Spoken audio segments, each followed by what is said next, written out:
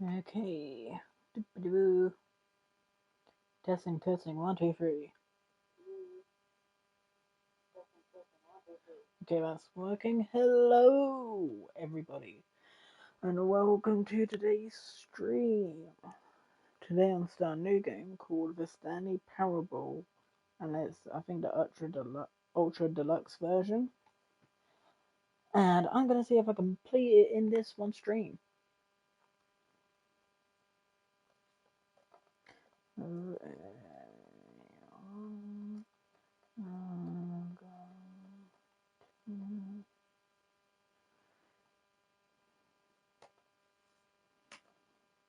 Here we go. So I'll put subtitles on for everyone. Yeah.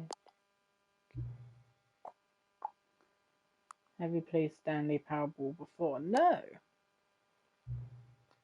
Please adjust brighten just please adjust the slider until the computer is barely visible.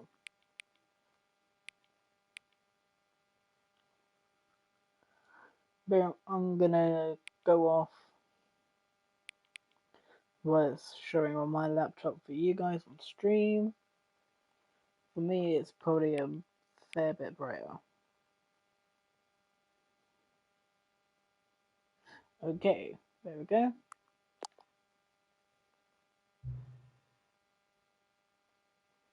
It is.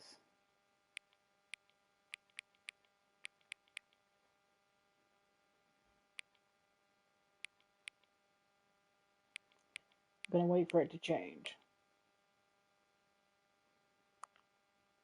Gonna wait for it.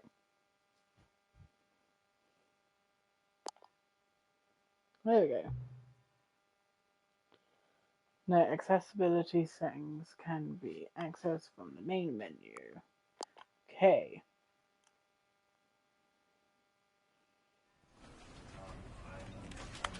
Let's go straight to the thingy. Should be fine. Don't control the vibration. English.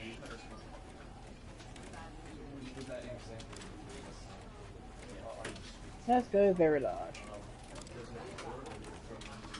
Go very large.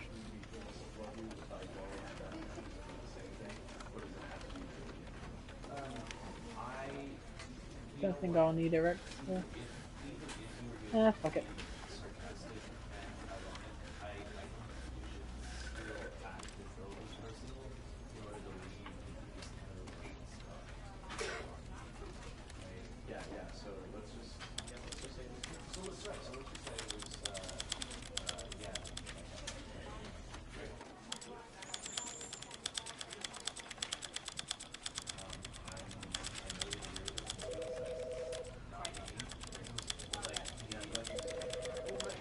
I can imagine the guy just spamming two fingers with it.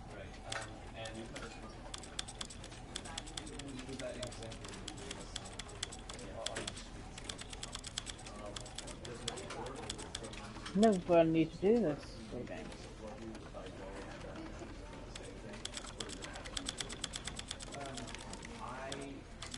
Okay, yeah, let's go.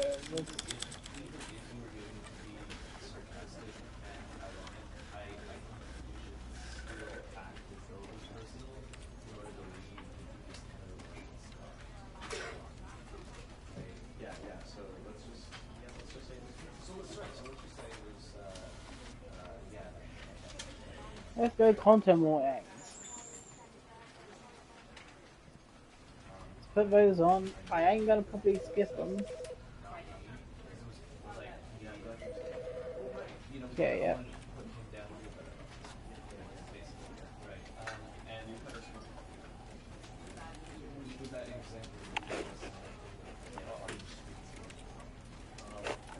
Yeah, I'm gonna hope this will stay.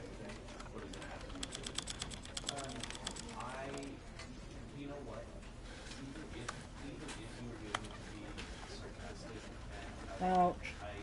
Pause, interact, move, okay.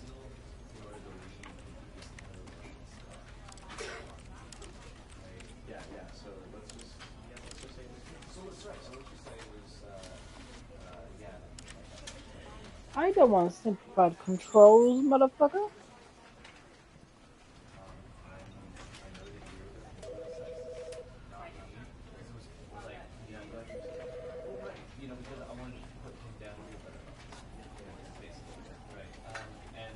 Okay, very good.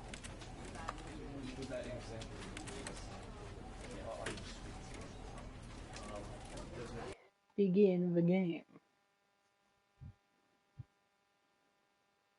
This is the story of a man named Stanley. Stanley worked for a company in a big building where he was employee number 427. Employee number 427's job was simple. He sat at his desk in room 427 and he pushed buttons on a keyboard. Orders came to him through a monitor on his desk, telling him what buttons to push, how long to push them, and in what order. This is what employee 427 did every day of every month of every year. And although others might have considered it soul-rending, Stanley relished every moment that the orders came in, as though he had been made exactly for this job. And Stanley was happy. And then one day, something very peculiar happened. Something that would forever change Stanley. Something he would never quite forget. He had been at his desk for nearly an hour when he realized that not one single order had arrived on the monitor for him to follow. No one had showed up to give him instructions, call a meeting, or even say hi. Never in all his years at the company had this happened. This complete isolation. Something was very clearly wrong. Shocked, frozen solid, Stanley found himself unable to move for the longest time. But as he came to his wits and regained his senses, he got up from his desk and stepped out of his office. It is time to play. Yeah, I'm going to see if I can... All of his co-workers were gone. What could it mean? Stanley decided to go to the meeting room. Perhaps he had simply missed a memo.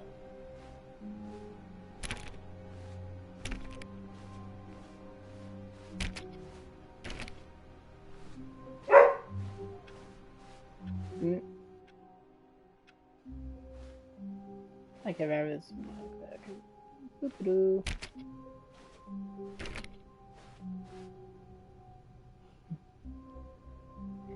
Oh god.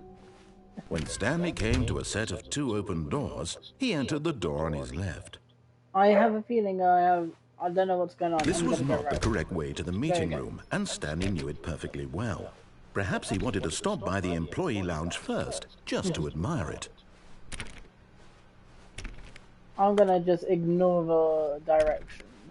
I'm gonna do the opposite. Ah, yes, truly a room worth admiring.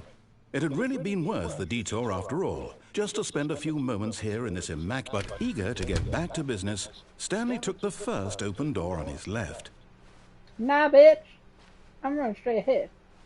Stanley was so bad at following directions, it's incredible he wasn't fired years ago. I have no jump. And I am in a warehouse. Okay.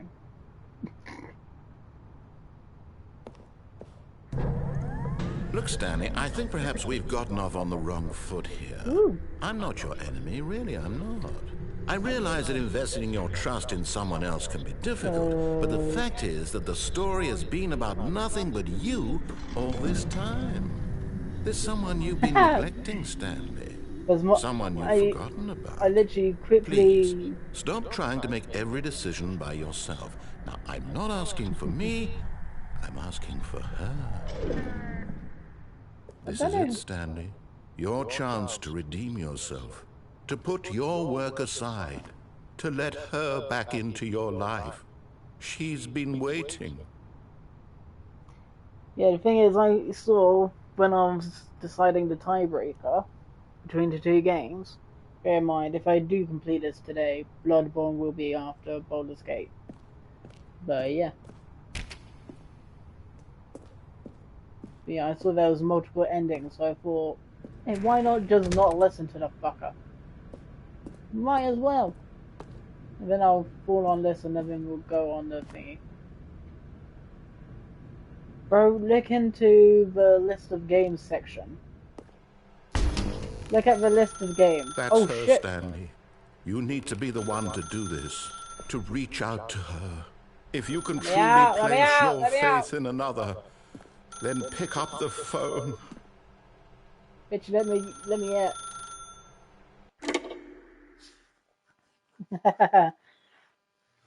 Bro, look in the Discord chat.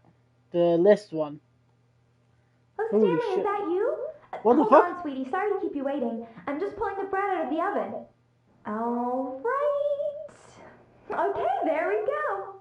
All right, now, I want you to come in and tell me all about your day. Gotcha. This Oh, cunt. come on. Did you actually think you had a loving wife who'd want to commit their life to you? I'm trying to make a point here, Stanley. I'm trying to get you to see something. Come inside. Let me show you what's really going on here. Nah, bitch. Sorry, but you're in my story now. Whoa. Whoa. This is a very sad story about the death of a man named Stanley. Shit, warning. Stanley is quite a boring fellow. He has a job that demands nothing of him, and every button that he pushes is a reminder of the inconsequential nature of his existence.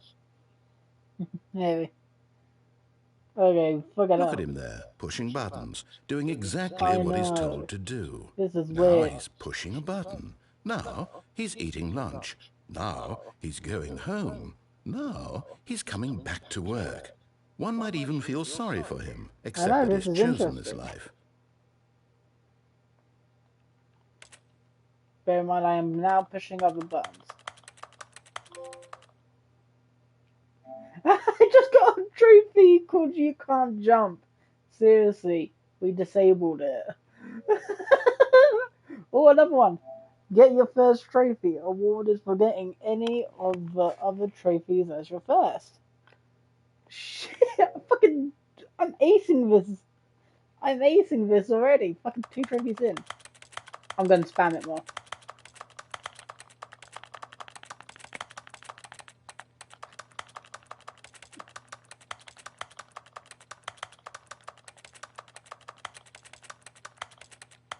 Boop, bop, beep, boop, bop, bop, bop, bop. Okay, yeah, no. Yeah, literally I have to. But in his mind, he can go on fantastic adventures. From behind his desk, Stanley dreamed of wild expeditions into the unknown, fantastic discoveries of new lands. It was wonderful. And each day that he returned to work was a reminder that none of it would ever happen to him. Is this a window? Is that a window? And so he began to fantasize about his own job. First, he imagined that one day while at work, he stepped up from his desk to realize that all of his co-workers, his boss, everyone in the building had suddenly vanished off the face of the earth. The thought excited him terribly. Crouch. So R1, L1, R2. Press up arrow to spend time with the boys. So he went further. He imagined that he came to 2 open doors and that he could go through either. At last, choice. It barely even mattered what lay behind each door. The mere thought that his decisions would mean something was almost too wonderful to behold. As he wandered through this fantasy world, he began to fill it with many possible paths and destinations. So that was a vision. Down one path lay an enormous round room with monitors and mind controls. And down another was a yellow line that weaved in many directions. And down another was a game with a baby. And he called it the Stanley Parable. Ooh. Okay, so those are the other options that I'm assuming I'll get to make in a minute. Or after this one. It was such a wonderful fantasy. And so in his head, he relived it again. And then again. And again. Over and over. Wishing beyond hope that it would never end. That he might always feel this free. Surely there's an answer down some new path. Mustn't there be? Perhaps if he played just one more time. but there is no answer. How could there possibly be? In reality, all he's doing is pushing the same buttons he always has. Nothing has changed. The longer he spends here, the more invested he gets, the more he forgets which life is the real one.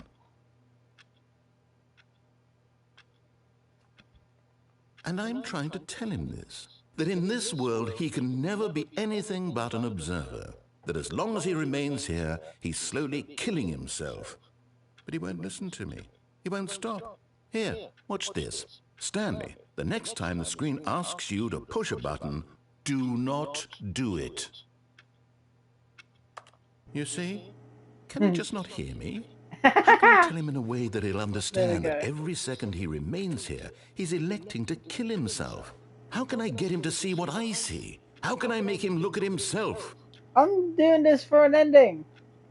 I know this is a fucking ending. Not in the way I want him to. But I don't make the rules. I simply play to my intended purpose, the same as Stanley. We're not so different, I suppose. I'll try once more to convey all this to him. I'm compelled to. I must. Fuck you, bitch! Well, maybe this time he'll see. Maybe this time. And I tried again, and Stanley pushed a button. And I tried again, and Stanley pushed a button. And I tried. I kept on pushing the jump button.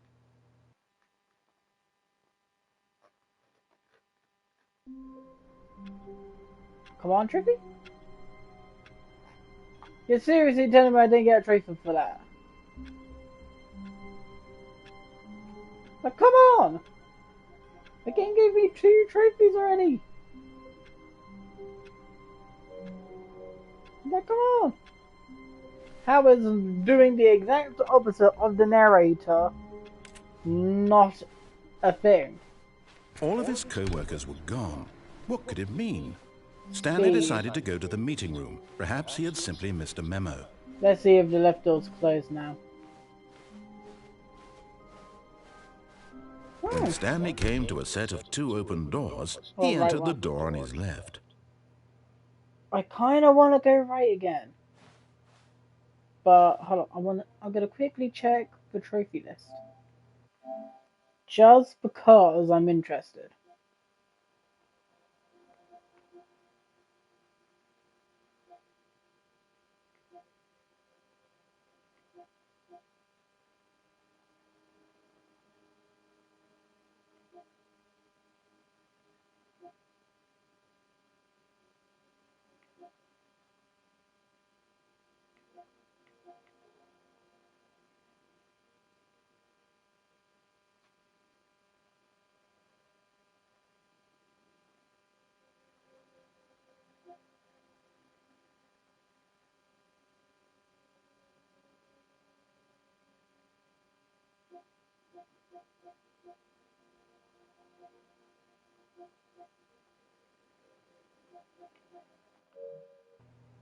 Okay, there's only a few trophies, and that wasn't one of them.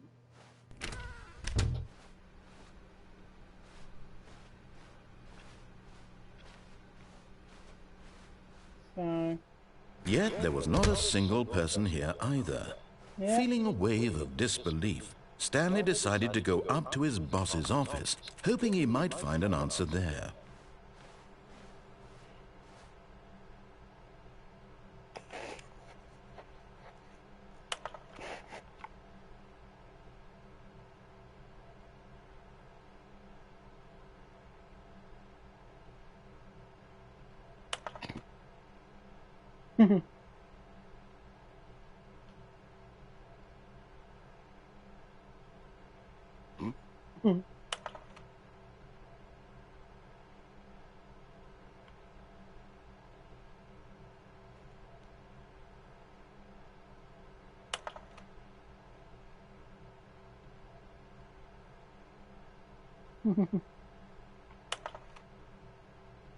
Yes, a photocopier.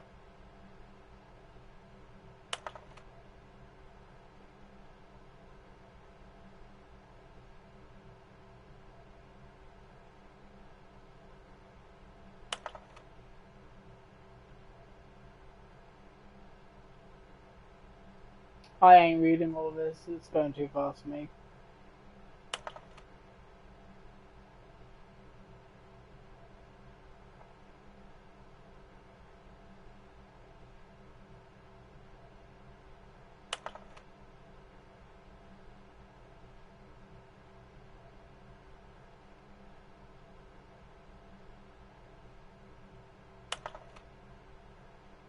And we're going through all of them.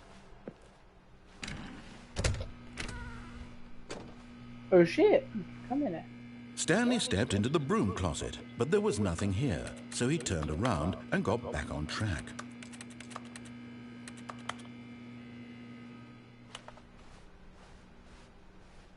Coming to a staircase, Stanley walked upstairs to his boss's office. I'm gonna follow this time.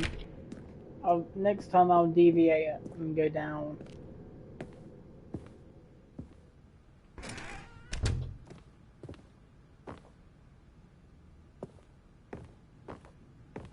Stepping into his manager's office, Stanley was once again stunned to discover not an indication of any human life. Shocked, unraveled, Stanley wondered in disbelief who orchestrated this, what dark secret was being held from him. What he could not have known was that the keypad behind the boss's desk guarded the terrible truth that his boss had been keeping from him. And so the boss had assigned it an extra secret PIN number, 2845. But of course, Stanley couldn't possibly have known this.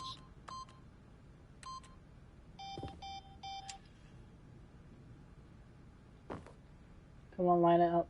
2, 8, 4, 5. Stanley just, yet incredibly, by simply pushing random buttons on the keypad, Stanley happened to input the correct code by sheer luck. Amazing. He stepped into the newly opened passageway.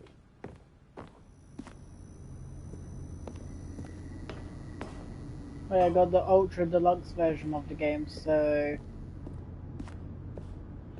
hopefully this is all like, there's bonus shit too. I push the button. Under the sea, under the sea, under the sea, under the sea. Descending deeper into the building, Stanley realized he felt a bit peculiar. It was a stirring of emotion in his chest, as though he felt more free to think for himself, to question the nature of his job. Why did he feel this now, when for years it had never occurred to him? This question would not go unanswered for long.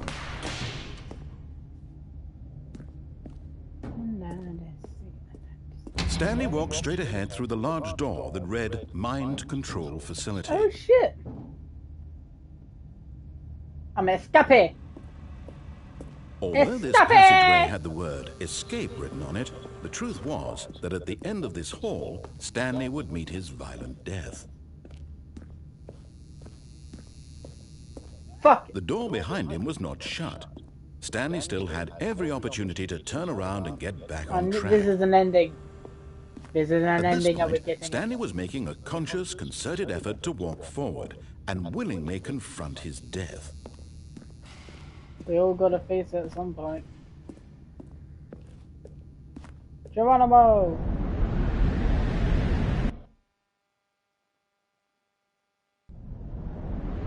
Oh shit!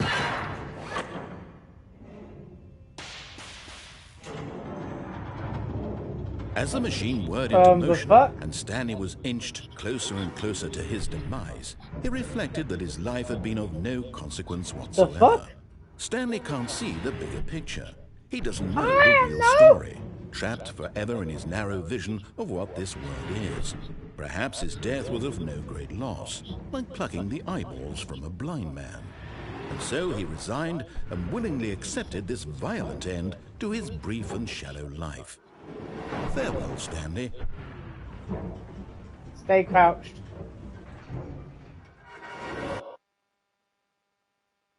"Farewell, Stanley," cried the narrator, as Stanley was led helplessly into the enormous metal jaws.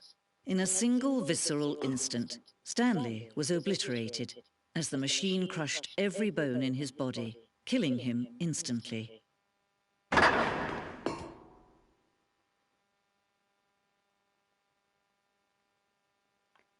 The fuck?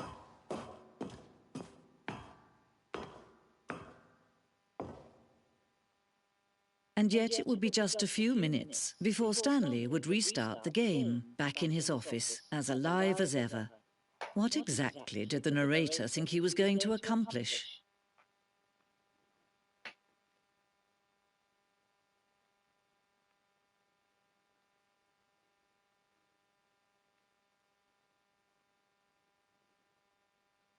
I was not expecting to see this shit so early.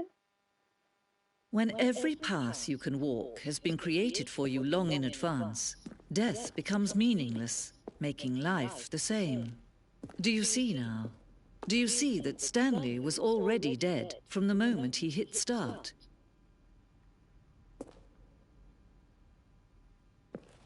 The fuck? Holy shit! This is the path! This is the path!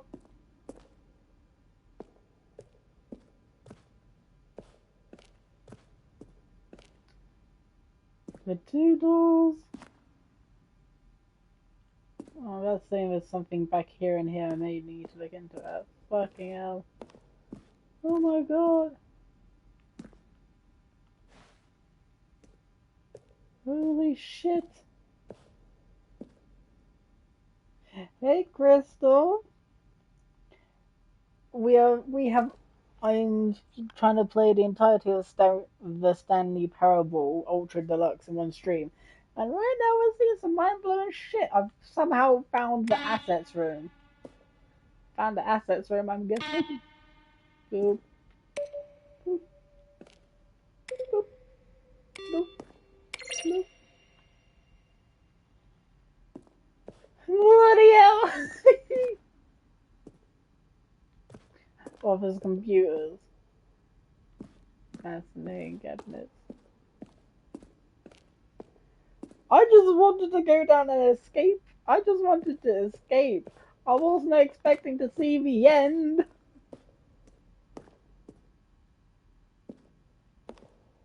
Holy shit.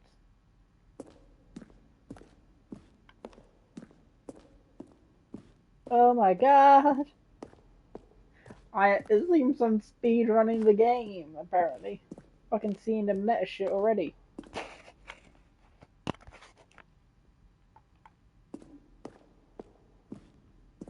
Thank fuck for my random ass curiosity that can't stop me from going random ways. Stanley pushed the big red button. Now then, this elevator for sure would get him on track to where he was supposed to be in the story. The number 8. Ooh, outtakes. When Stanley came to the lift, he traveled upward to the power source. Then he pushed the top of the facility to end this injustice forever. Yeah, I went the escape route instead of going into the mind control facility, and now we're here. Fucking hell.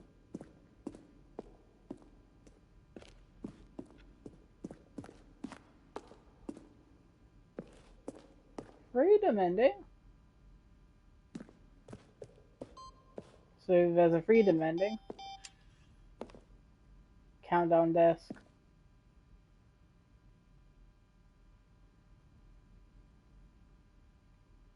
Okay, another picture of it.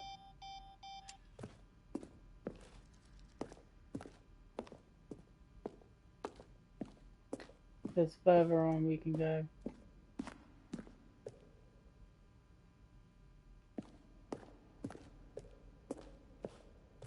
Holy shit.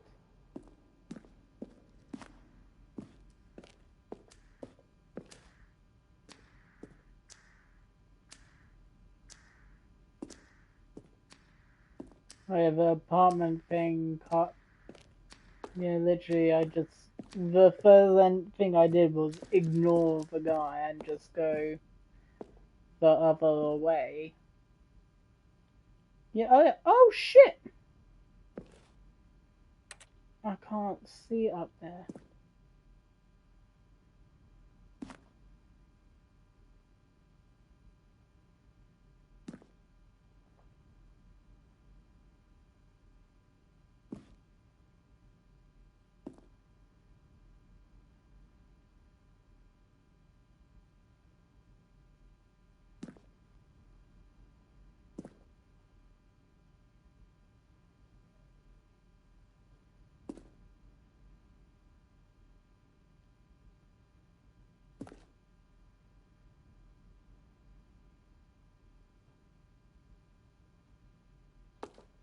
Damn.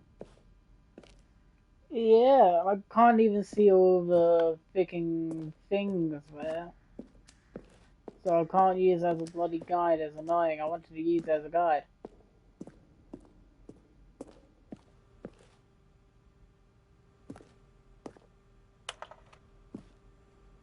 Yeah, I'm not interested in that now.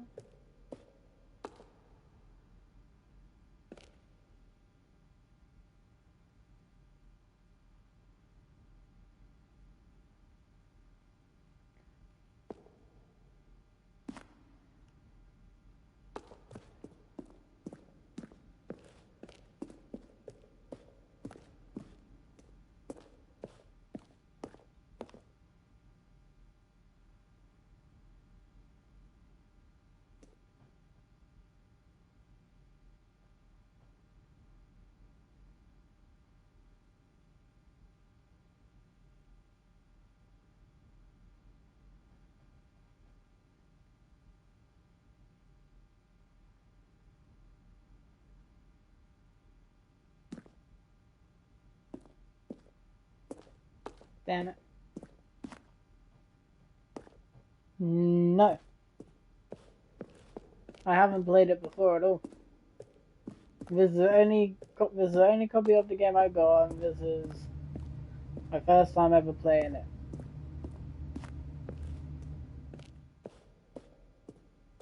That's why I'm spending so long looking at shit. There is a feather in. I think I've looked through it all. Oh, look at these two. How they wish to destroy one another. How they wish to control one another. How they both wish to be free.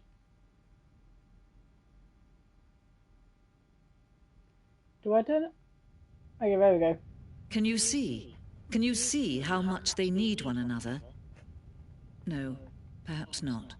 Sometimes these things cannot be seen. But listen to me. You can still save these two. You can stop the program before they both fail. Turn off your PlayStation. There's no other way to beat this game. Holy shit! As long as you move forward, you'll be walking someone else's path. Stop now and it'll be your only true choice.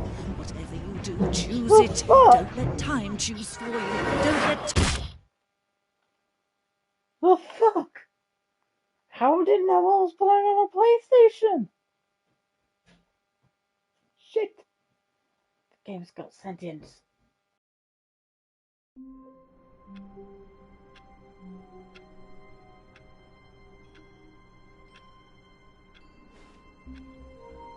What the fuck? All of his co-workers were gone. What could it mean? Stanley decided to go to the meeting room. Perhaps he had simply missed a memo. Just because When I'm Stanley came to a set curious. of two open doors, this was not the correct way to the meeting room, and Stanley knew it perfectly well. Perhaps he wanted to stop by the employee lounge first, just to admire it. Wow, yes, this room. But eager to get back to business, Stanley took the first open door on his left.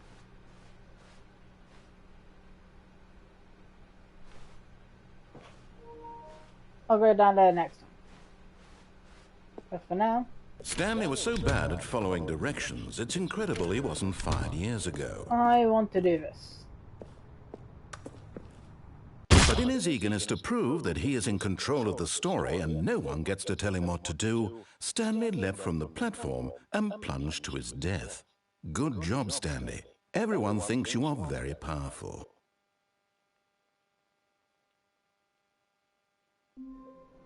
I had to do it. All of his co-workers were gone. What could it mean? Stanley decided to go to the meeting room. Perhaps he had simply missed a memo. Now I'm going to go the wrong way and then go through the way he says.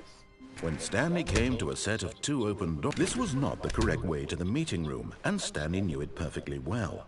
Perhaps he wanted to stop by the employee lounge first, just to admire it. The lounge was sublime, a work of art. But eager to get back to business, Stanley took the first open door on his left. This time I'll follow him because I already... And so he detoured through the maintenance section, walked straight ahead to the opposite door, and got back on track. I'm gonna push the down button. I'm not gonna listen to the bitch.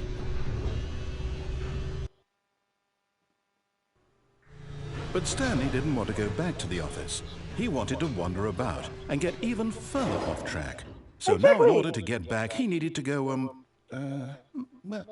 up his ass and to the left. From here, it's, left. I wanna go right.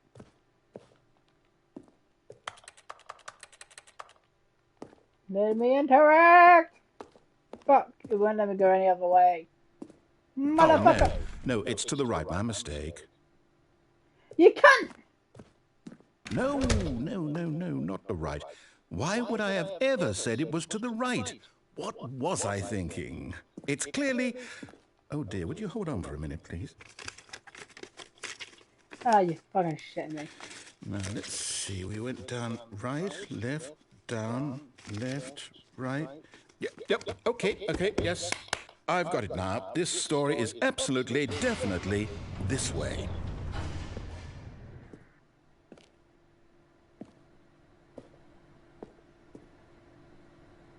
Ah, there's a fence there. Up. Oh. Okay.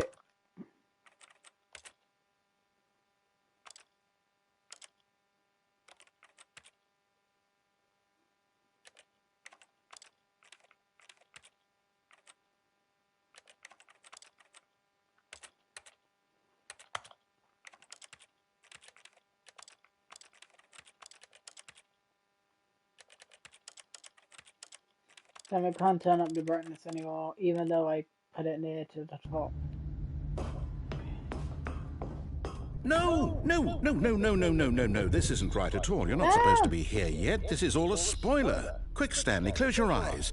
Okay. No, bitch. Okay. We just have to get back to, oh, who am I kidding? It's all rubbish now. The whole story completely unusable. How about, rather than waste my time trying to salvage this nonsense, we'll just restart the game from the beginning. And this time, suppose we don't wander so far off track, Okay, from the top. No, bitch! Fuck you. All of his co-workers were gone. We're getting new What could shit, it right? mean? Stanley decided to go to the meeting room. Perhaps he had simply missed a memo. Forward we go! When Stanley... Wait. What? Aha! No, I restarted. I swear, I definitely restarted the game over, completely fresh. Yes, Everything should be... Oh, did something change? Stanley, did you change anything when we were back in that room with all the monitors? Did you move the story somewhere, or... Hold on. Why am I asking you? I'm the one who wrote the story. Yeah, It was right here just a minute ago. I know for sure that it's here somewhere. Okay, then. It's an adventure. Come, Stanley. Let's find the story. Okay. Boop bop boop dee dee bop. Okay. Standing there. Try and get order. Bop boop boop beep bop bop. Fuck you! That way.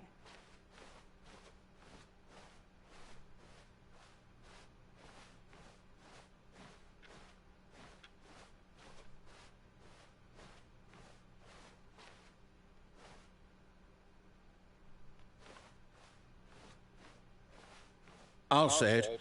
This is the worst adventure I've ever been on. I can promise you there definitely was a story here before. Do we need to restart the game again?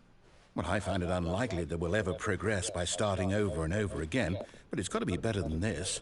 Okay, let's give it a shot. Why not? Fuck you, I was making progress.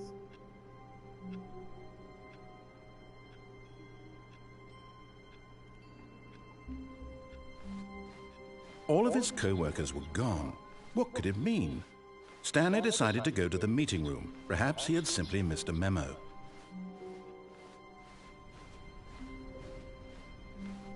Okay, yep, it's worse. I might be remembering this wrong. It's possible the story is back where we just came from. Why don't we go back the other direction and see if we missed anything? There's another way of ending. Let's go.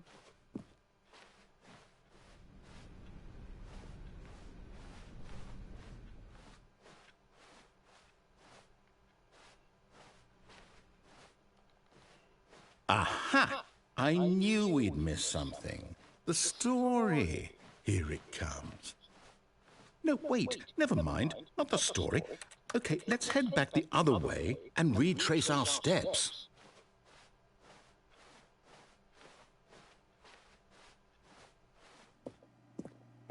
Now this... Well, I'll be honest, I don't recognize this place at all. Is this the story? I don't think so. I can't quite recall, but I believe my story took place in an office building. Is that correct? Do you remember, Stanley? Well, do you know what? Since I've completely forgotten what we were supposed to be doing, how about this? You win! Congratulations! I know you put in a lot of hard work, and it really paid off, so good job. Oh, no. No, I don't feel right about this at all. We both know you didn't put in any actual work for that win. Hey, some people win fair and square, and this was not one of those situations. Okay? I'm getting weirded out by whatever this place is. I don't care what might happen this time. I have to restart. Fuck you. I already hate the narrator. Oh shit, it's a yellow line. All right, I've got a solution. This time, to make sure we don't get lost, I've employed the help of the Stanley Parable Adventure Line. Just follow the line. How simple is that?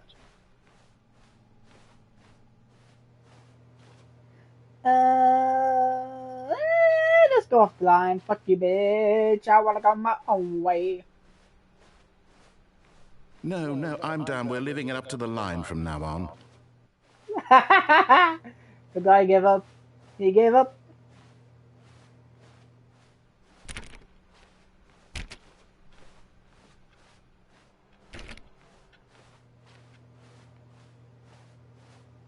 Jump me through the window.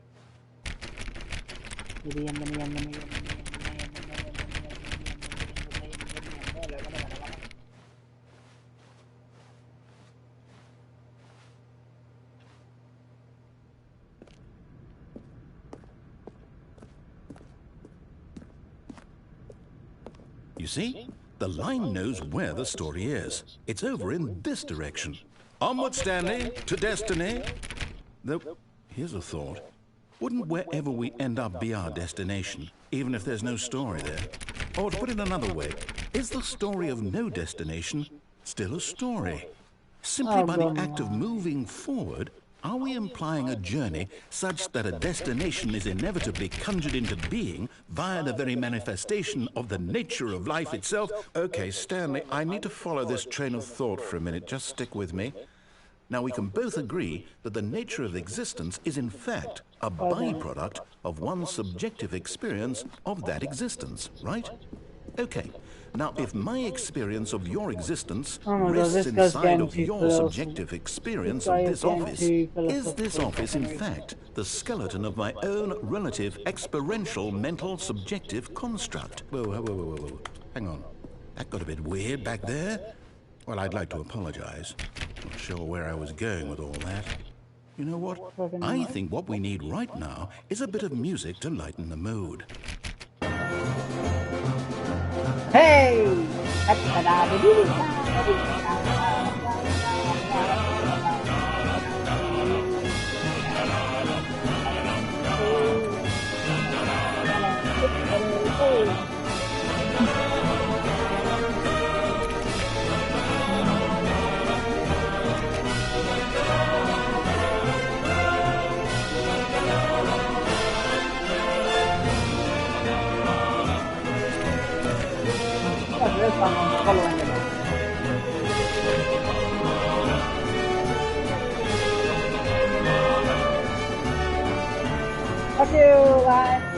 Yes, we do. Okay.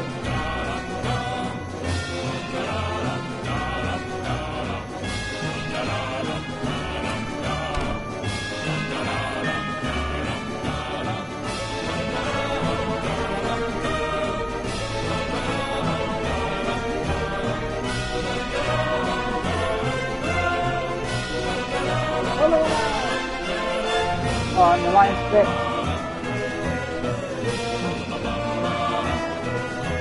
Fucking bullshit!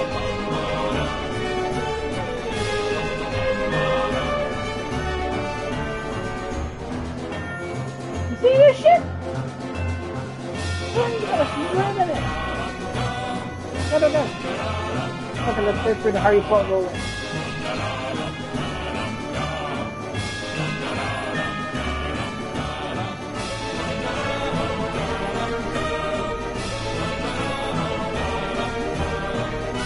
Fucking hell.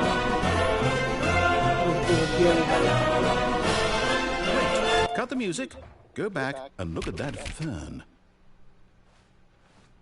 Stanley, this fern will be very important later in the story.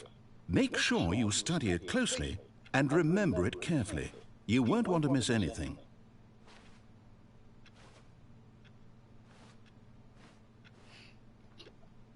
I bet as soon as I exit, it's gonna start music up. If it doesn't, I will be pissed. Ah, you gotta be kidding me. You're in my mood. We're back at the office? No. Line, you do know we're looking for the Stanley Parable, right? The story? Is any of this ringing a bell? Oh, no, not again. Line, how could you have done this to us? And after we trusted you, after everything we've been through, you... Oh, I can't take this anymore. To hell with it. Restart.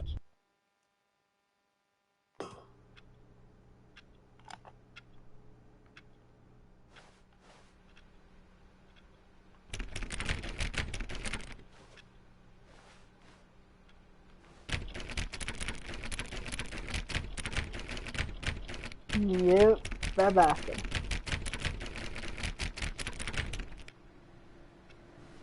You know what, Stanley? I say forget the adventure line. What's it ever done for us? We're intelligent people, right? Why can't we make up our own story? Something exciting, daring, mysterious. Ooh, this all sounds perfectly doable. Why don't we simply start wandering in, well, I don't know. How about this direction? Okay. Now, yes, this is exciting. Just me and Stanley forging a new path, a new story. Well, it could be anything. What do you want our story to be? Go wild. Use your imagination. Whatever it might be, Stanley, I'm ready for it. This is... Oh, no, not you again. Stanley, I'd also like to veto the line from having any role in our awesome new story. No lines or monitor rooms. Just don't acknowledge it, and we should be fine.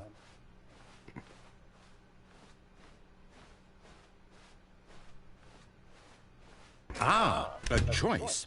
We get to make a decision. From here, the story is in our control. How important we mustn't squander the opportunity.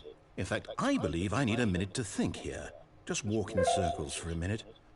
Okay, so I know that each door has to lead somewhere, which means that somewhere, the place where we're trying to go, there must be a reverse door that leads here.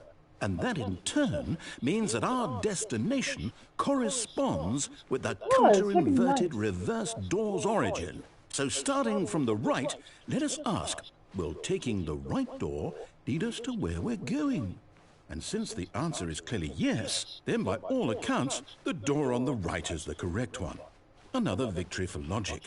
Come, Stanley, our destiny awaits. Fuck you, bitch. I'll go around in circles.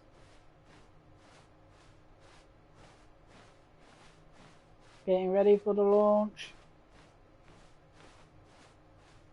Any second now. Any any day now.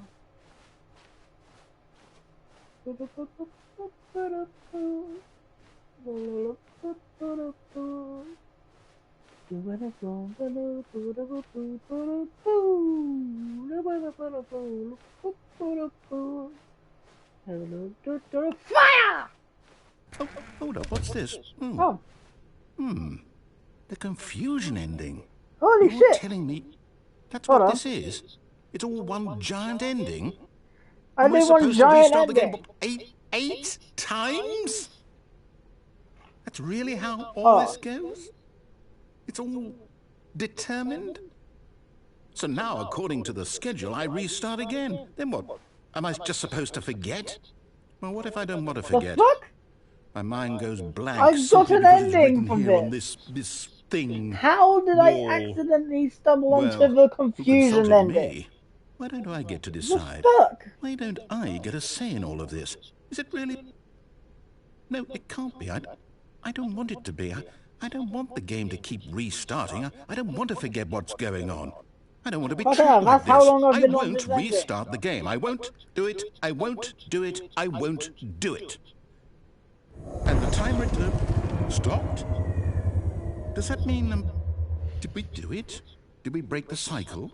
The, whatever it is that made this schedule? How would we even know? Will someone come for us? Will something happen? So, okay. I guess now we just wait, you know. I suppose in some way that this is a kind of story, wouldn't you agree? I'm not quite sure if we're in the destination or the journey, though they're always saying that life is about the journey and not the destination. So I hope that's where we are right now. We'll find out, won't we? Oh, so around here, we need to restart. Well, in the meantime, if you... Shit. Hey, we got an ending! Please give me a fucking trophy!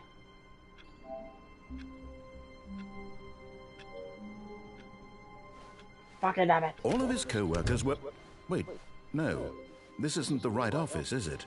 Is this Stanley's office?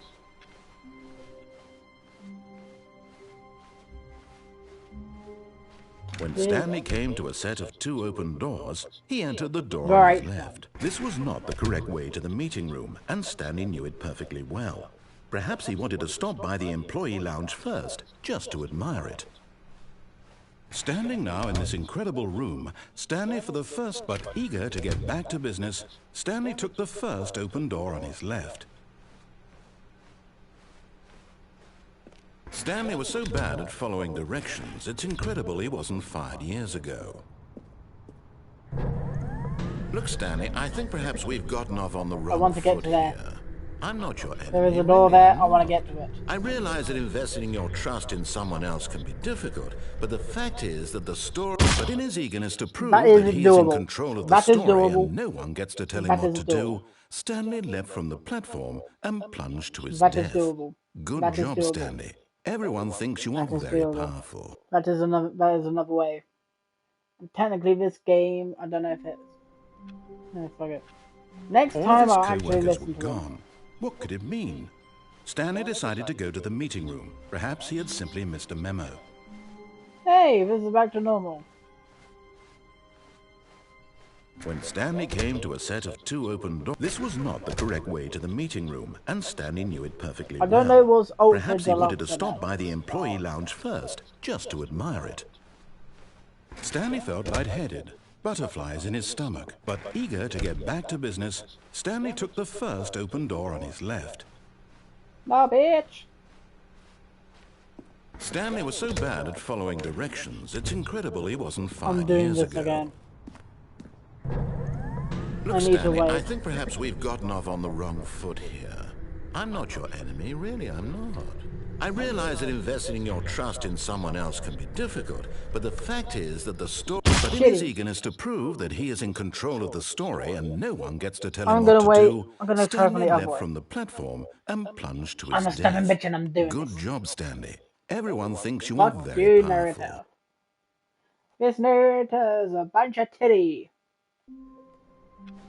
The YouTuber Stanley narrator. decided to go to the Fucking meeting amazing. room to Love check the on his YouTuber narrator. co-workers. He never functioned well by himself and Doesn't sound constantly like this needed narrator, support and guidance from narrator, though. others. This So the narrator is thought of kinda total shit. solitude was Yeah, terrifying no, to this him. narrator is good, When but Stanley came to a set you of two can't be open the doors, this good was old not the correct deep way to the narrator. meeting room, and Stanley knew it perfectly well.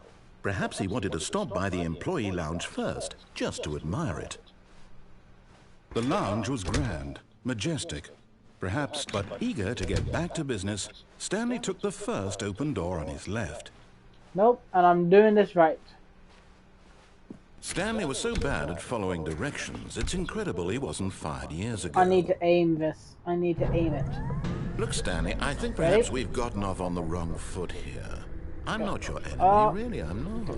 I realize that investing your trust in someone else can be difficult, but the fact is that the story has been about nothing but you all this time. There's someone you... What? Really? I was in the middle of something. Do you have zero consideration for others? Are you that convinced that I want something bad to happen to you? Why, I don't know how to convince you of this, but I really do want to help you, to show you something beautiful. Look, let me prove it. Let me prove that I'm on your side. Give me a chance. Haha! Fuck you, bitch!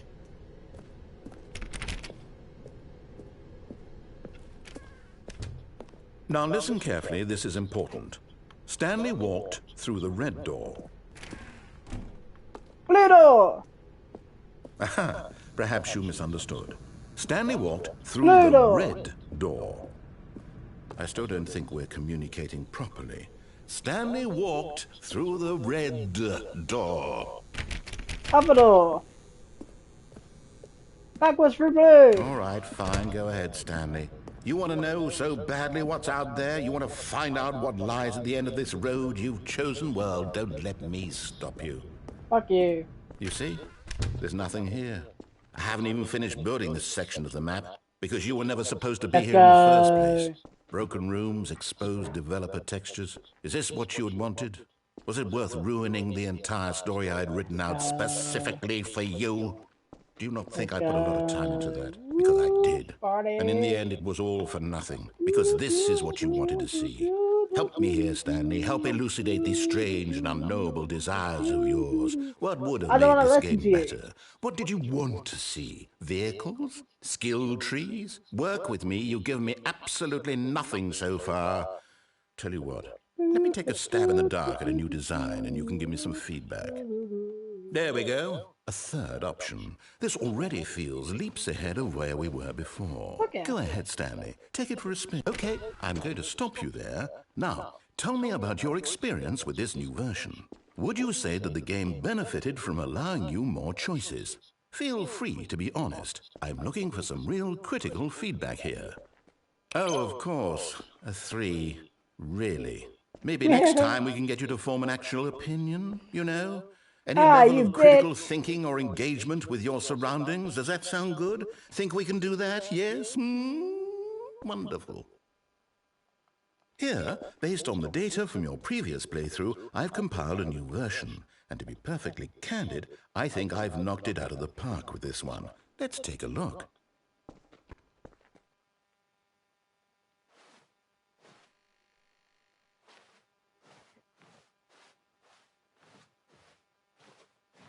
He's actually on it.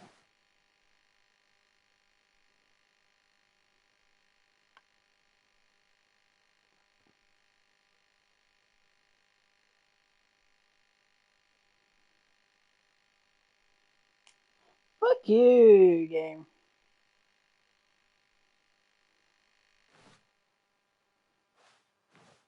Fuck you. I'll go through the right door. Now, would you say that competitive leaderboard helped you feel motivated to keep walking through doors? Again, honest answers, please. Hey, I nearly forgot. I've got a prototype of a new game I've been working on, and now would be a lovely opportunity to give it some playtesting. You wouldn't mind taking a look at it, would you? Perfect. Let me boot it up. God damn it. In this game, the baby crawls left towards danger. You click the wow. button to move him back to the right, and if he reaches the fire, you fail. It's a very meaningful game, all about the desperation and tedium of endlessly confronting the demands of family life. I think the art world will really take notice.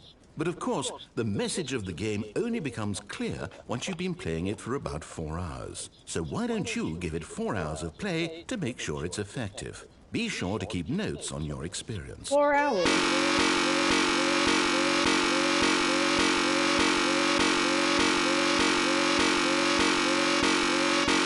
Someone can make a video out of this.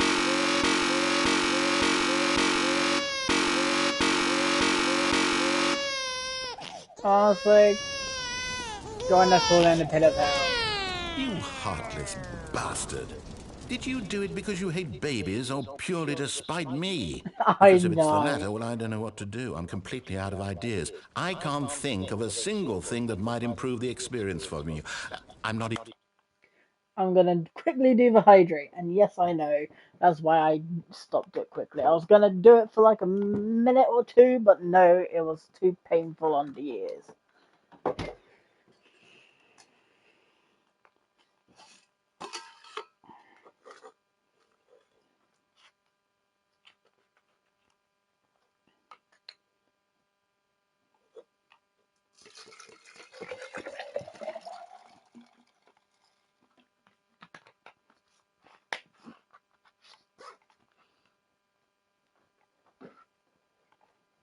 Since like practically we'll probably be able to do any buttons, I'm just gonna let him talk. I'm out, I'm done.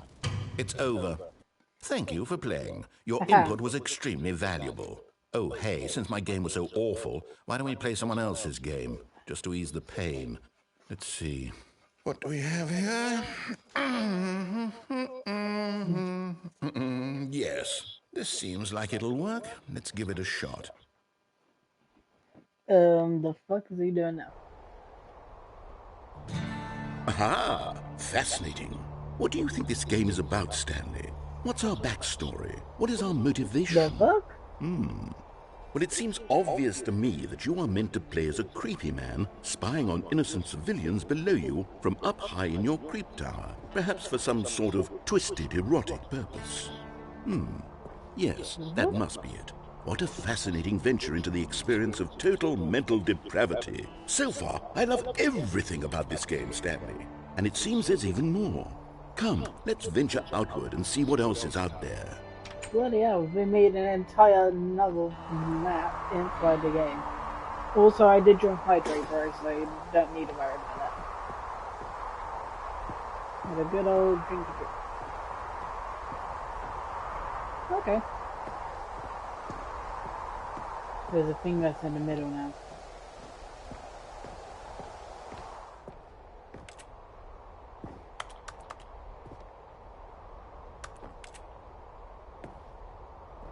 Why does it look like a pizza?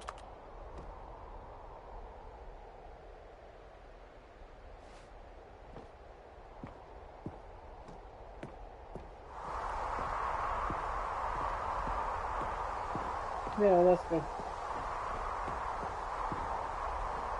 Have you seen this one, this game part of it before, Crystal? Oh no. No, it can't be.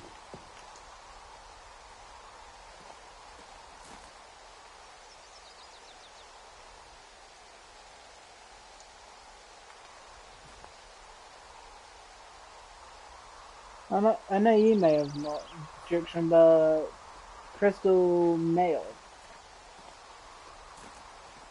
It is. It's an open world game. Good God, quickly block it off. Oh shit, this is the Freedom one. Thank goodness, Stanley, what a close call. This is the Freedom ending. That thing, that big open, just wandering around, no right or wrong directions, no path to follow. You can just go in any... Oh, thank heavens we avoided it. We're out of the woods now, Stanley. Okay, I'm going to get us out of here. Let's find another game. Preferably something with walls. Something with nice, big, insurmountable walls. Okay, I think this will be just the thing. Remember we saw the pictures, so we're in Rocket League? See, this is exactly what I had in mind. Just a nice big box for you to run around in. There isn't any possibility that you could get lost here. Now this is game design. Stanley, if you manage to get lost in this game, I will be phenomenally impressed. Okay, we are at... the camera angle is tilted. Okay, so what exactly do we do here? Let's see. There are lots of cars here in the back, but obviously there's no racetrack. Okay, I'm seeing that there's a ball of some kind back here. Is this game sports ball? Stanley, I think it's sports ball. Oh, what fun. We shall run the bases and do a touchdown together. Yes, I think surely we must. Okay, Stanley, here's the ball. Have fun. It's giving me speed boost. Can I jump? Okay, let's go. Fucking rip off Look, he's still got the fucking banners on it. It's Rocket League. Are you doing it? Are you winning? Is this fun? Is it better than my miserable little story that I worked so hard on? Stanley, I have a thought, and I realize I'm not a sportsologist, but if one ball generates a certain amount of raw adrenal pleasure, then surely multiple balls makes for an even more euphoric sports experience. I'm going to try it out. Here comes another ball. Hey! Yes! Oh goodness, that really does feel amazing, doesn't it? Stanley, I'm like a child in a confectionery shop. I simply have to have more. I'm insatiable. More balls!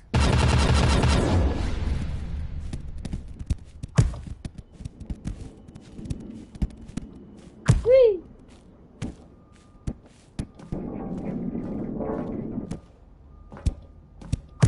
Are you enjoying this, Stanley? Are you having fun?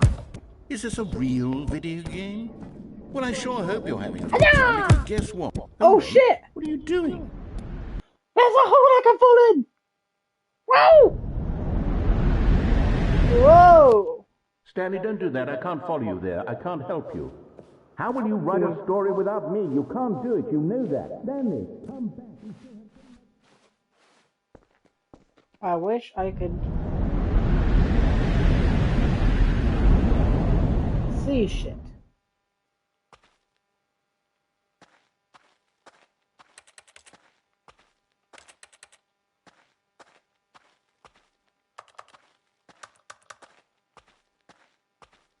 Yeah, I'll go this way.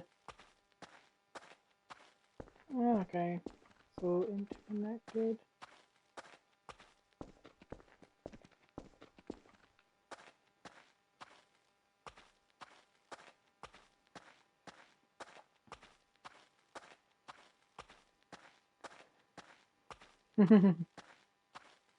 Here we go. Forward we go with my dumb mastery. Oh yeah, we came from the left one. Oh, there's a room with monitors.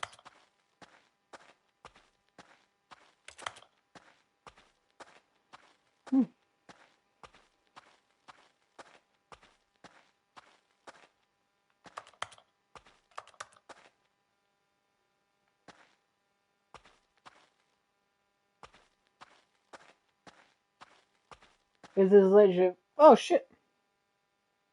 I wonder what he found. If what he wanted was to be the leading man in his own story, well, perhaps he's gotten it. Down in wherever he is right now. I wonder if he's happy with his choice, and if he's learned the heavy cost that comes with it. He'll understand soon what I was trying to tell him. He needs me. Someone who will wrap everything up at the end, to make sense out of the chaos and the fear and the confusion. That's who I am. That is what I mean to this world. Oh, yes. Yes, I'll be back. There's no other way. Once this ends, after it all comes to a close, then I'll be back. The end will be here soon. Very soon. I can wait. I cannot move. Oh, there we go.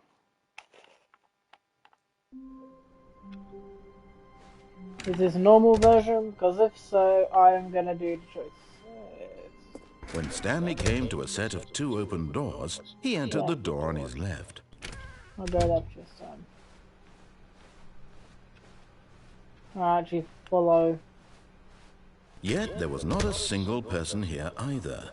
Feeling a wave of disbelief, Stanley decided to go up to his boss's office, hoping he might find an answer there. Oh, no, not again. I won't be part of this. I'm not going to encourage you. I'm not going to say anything at all. I'm just going to be patient and wait for you to finish whatever it is you enjoy doing so much in this room. Please take your time. Coming to a staircase, Stanley walked upstairs to his boss's office. Sure, I had to come here. How to go down was at least once. But Stanley just couldn't do it. He considered the possibility of facing his boss. Admitting he had left his post during work hours, he might be fired for that. And in such a competitive economy, why had he taken that risk? All because he believed everyone had vanished? His boss would think he was crazy. And then something occurred to Stanley. Maybe, he thought to himself, maybe I am crazy. All of my co-workers blinking mysteriously out of existence in a single moment for no reason at all? None of it made any logical sense. And as Stanley pondered this, he began to make other strange observations. For example, why couldn't he see his feet when he looked down?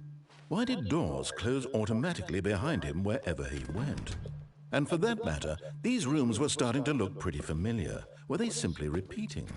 No, Stanley said to himself, this is all too strange. This can't be real.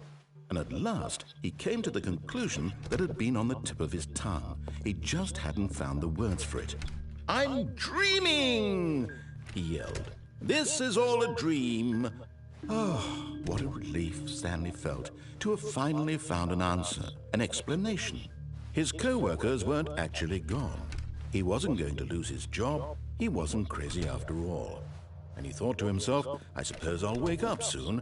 I'll have to go back to my boring real-life job pushing buttons.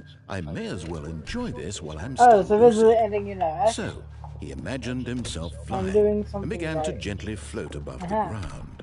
I know I'd find Then he imagined himself soaring through space on a magical starfield, and it too appeared. It was so much fun, and Stanley marveled that he had still not woken up.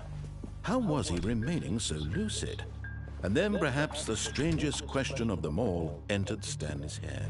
One he was amazed he hadn't asked himself sooner.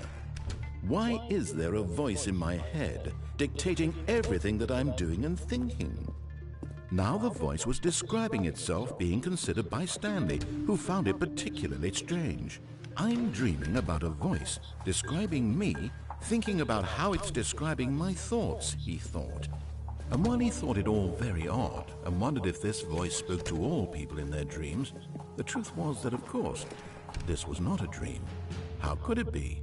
Was Stanley simply deceiving himself, believing that if he's asleep, he doesn't have to take responsibility for himself? Stanley is as awake right now as he's ever been in his life.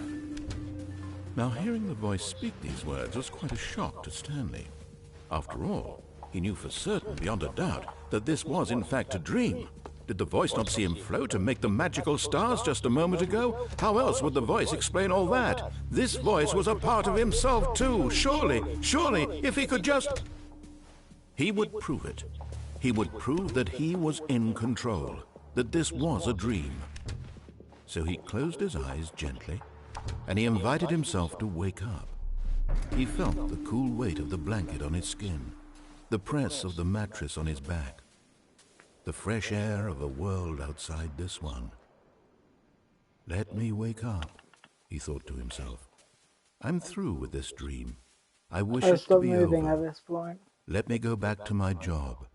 Let me continue pushing the buttons. Please, it's all I want. I want my apartment, and my wife, and my job. All I want is my life exactly the way it's always been. My life is normal. I am normal. Everything will be fine. I am okay.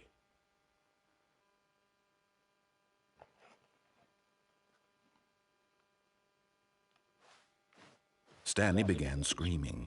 Please, someone, wake me up. My name is Stanley. I have a boss. I have an office. I am real. Please, just someone tell me I am real. I must be real. I must be. Can anyone hear my voice? Who am I? Who am I?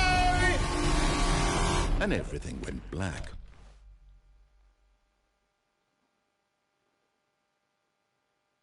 This is the story of a woman named Mariella. Mariella woke up on a day like any other. Okay. She arose, got dressed, gathered her belongings, and walked to her place of work. Oh, but on this particular day, her walk was interrupted by the body of a man who had stumbled through town talking and screaming to himself, and then collapsed dead on the sidewalk. And although she would soon turn to go call for an ambulance, for just a few brief moments she considered the strange man. He was obviously crazy, this much she knew. Everyone knows what crazy people look like. And in that moment, she thought to herself how lucky she was to be normal. I am sane. I am in control of my mind. I know what is real and what isn't. It was comforting to think this, and in a certain way, seeing this man made her feel better. But then she remembered the meeting she had scheduled for that day, the very important people whose impressions of her would affect her career, and by extension, the rest of her life. She had no time for this, so it was only a moment that she stood there, staring down at the body. And then she turned and ran. Wow. That's a few endings we've already gotten. Now time to get the real one. Because I want to hit this deluxe shit.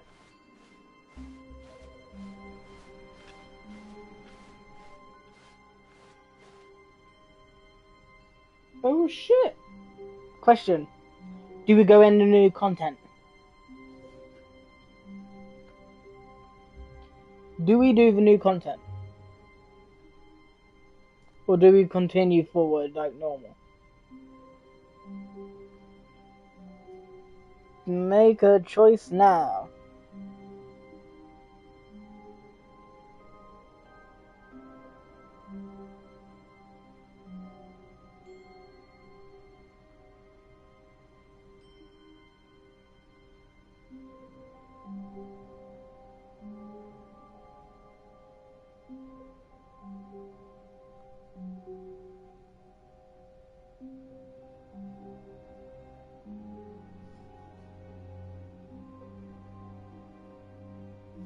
You guys got a choice you want me to do, or do you want me to just keep on running?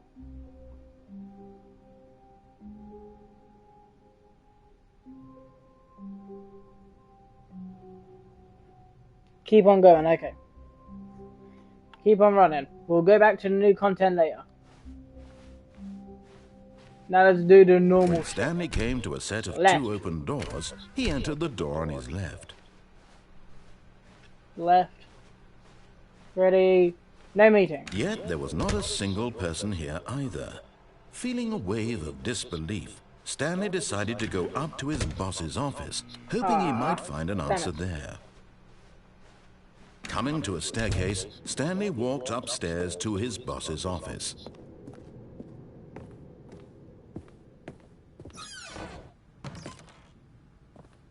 There's a toilet.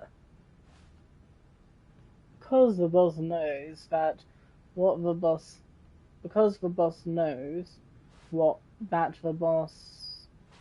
says goes. If the boss suffered losses, then that's what the boss chose.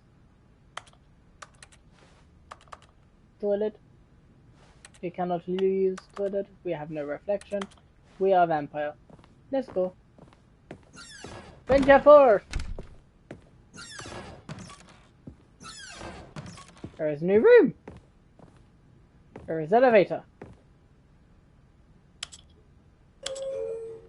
We push buttons. Let's go up. No shit still! Oh yeah!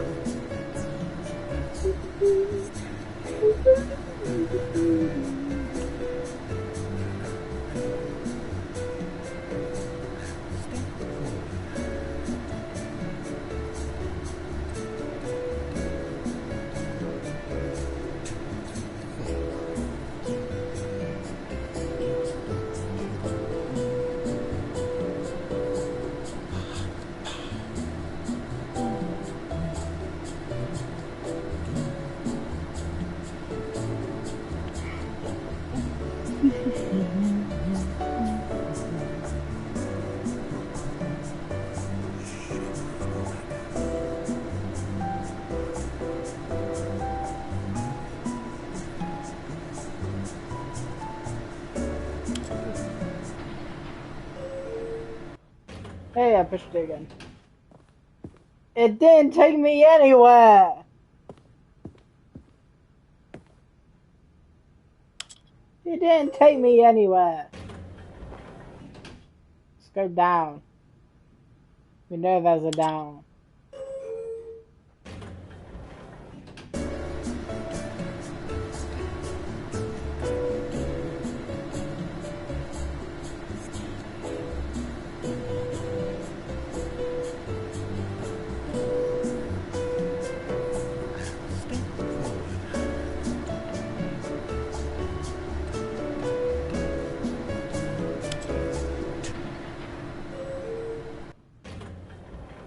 Fucking hell, it leads nowhere. Fuck you, game. Stepping into his manager's office, Stanley was once again stunned to discover not an indication of any human life. What could it mean? Stanley wondered aloud to nobody. He began wildly tearing through papers on the boss's desk, pulling books off the shelf, looking behind paintings, desperate for clues to his situation. But his attention was caught by a keypad behind the boss's desk. What could its purpose be? In fact, this keypad guarded the terrible secret that lay buried below his feet. And so the boss had assigned it an extra secret PIN number, 2845. But of course, Stanley couldn't possibly have known this. Yet incredibly, by simply pushing random buttons on the keypad, Stanley happened to input the correct code. Now let's do the actual game. Amazing. He stepped into the newly opened passageway.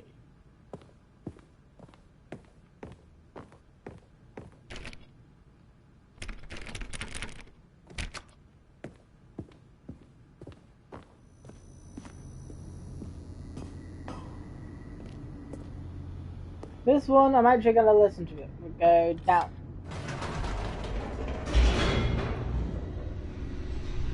We're going to go into the room that says mind controlling. So, yeah.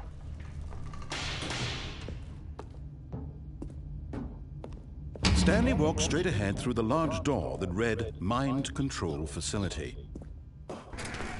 Okay.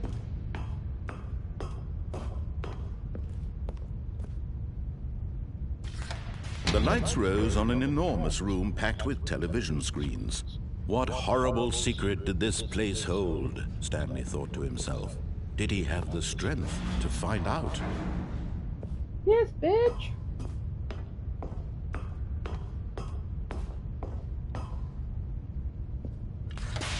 Now the monitors jumped to life, their true nature revealed.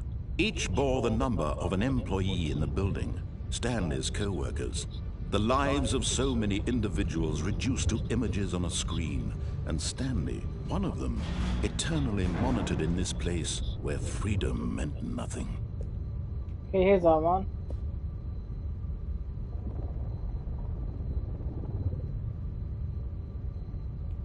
Don't think it's actually showing us in here.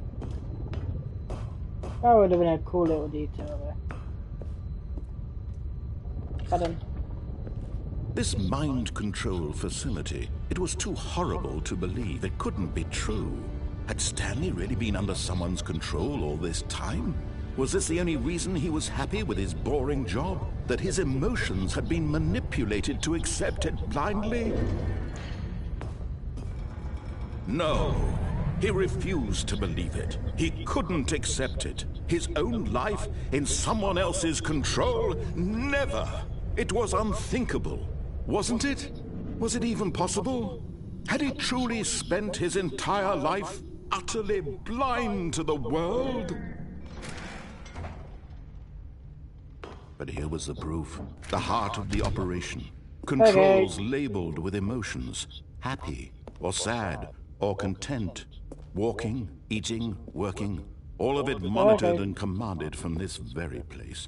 And as the cold reality of his past began to sink in, Stanley decided that this machinery would never again exert its terrible power over another human life.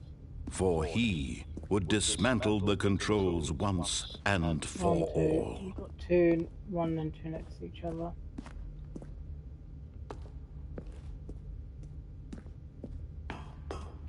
Okay, 5's there.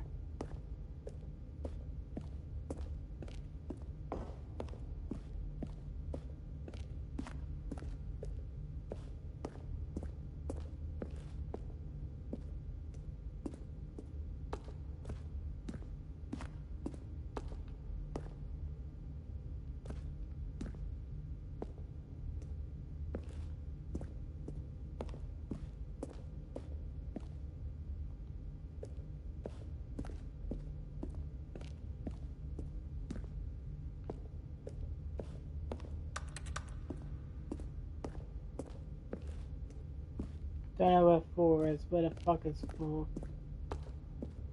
5 next to the door.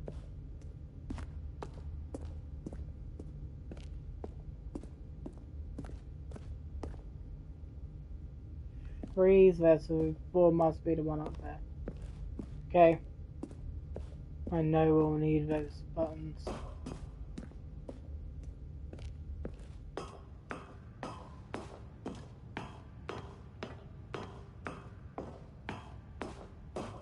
And when at last he found the source of the room's power, he knew it was his duty, his obligation, to put an end to this horrible place and to everything it stood for.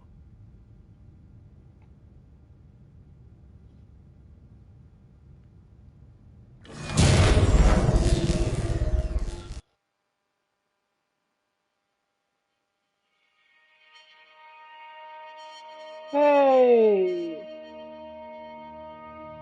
Turned it off. Blackness and a rising chill of uncertainty. Was it over?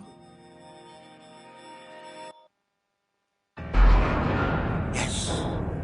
He had won! He had defeated the machine, unshackled himself from someone else's command. Freedom was mere moments away.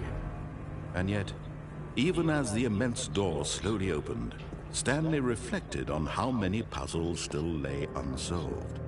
Where had his co-workers gone? How had he been freed from the machine's grasp?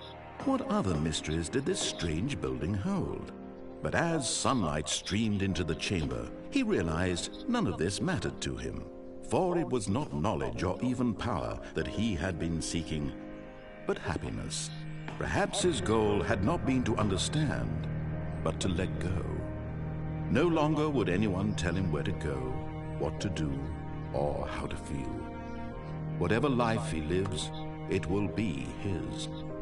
And that was all he needed to know. It was perhaps the only thing worth knowing. Stanley stepped through the open door. Stanley felt the cool breeze upon his skin, the feeling of liberation, the immense possibility of the new path before him. This was exactly the way, right now, that things were meant to happen. And Stanley was happy.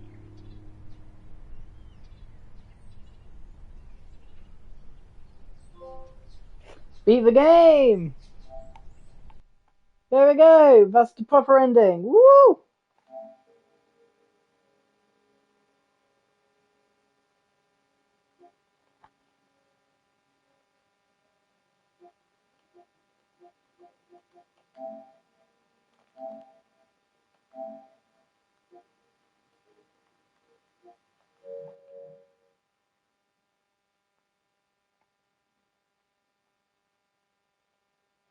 No, I literally just got the trophy called.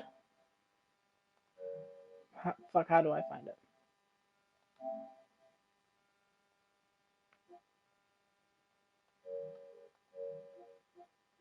Fuck, where's it? I go to access my trophies.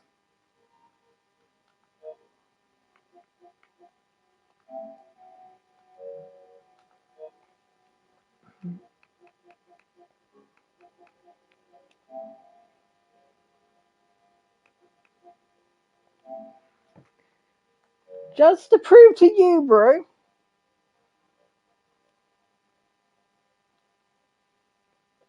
Just to prove to you.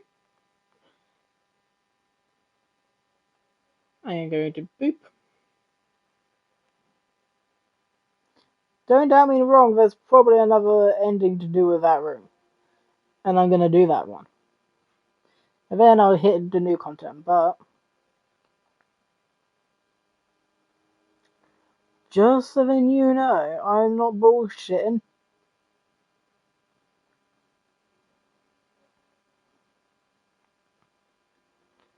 Boom.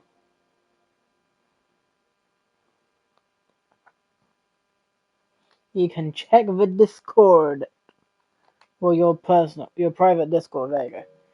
The DMs. Resume game. Now, let's get back to that Even fucking now, room. Stanley's office was a distant memory. What did it look like? There was a computer, perhaps, and a painting. Was it a painting or a photo? He could no I'll go longer new recall. content soon. When Stanley came to a set of 2 open doors, Left. he entered the door on his left. Yet there was not a single person here either. Feeling a wave of disbelief, Stanley decided to go up to his boss's office, hoping he might find an answer there. Coming to a staircase, Stanley walked upstairs to his boss's office.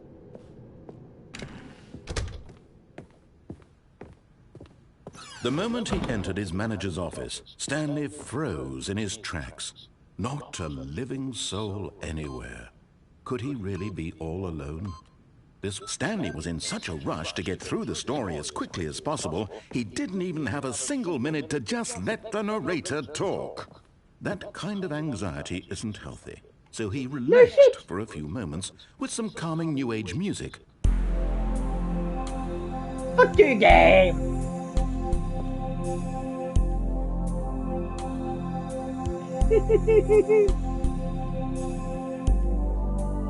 Feeling soothed and rejuvenated, Stanley calmly walked forward into the opened passageway. Okay, there we go, yep. Move, motherfucker! Speedrun this bitch.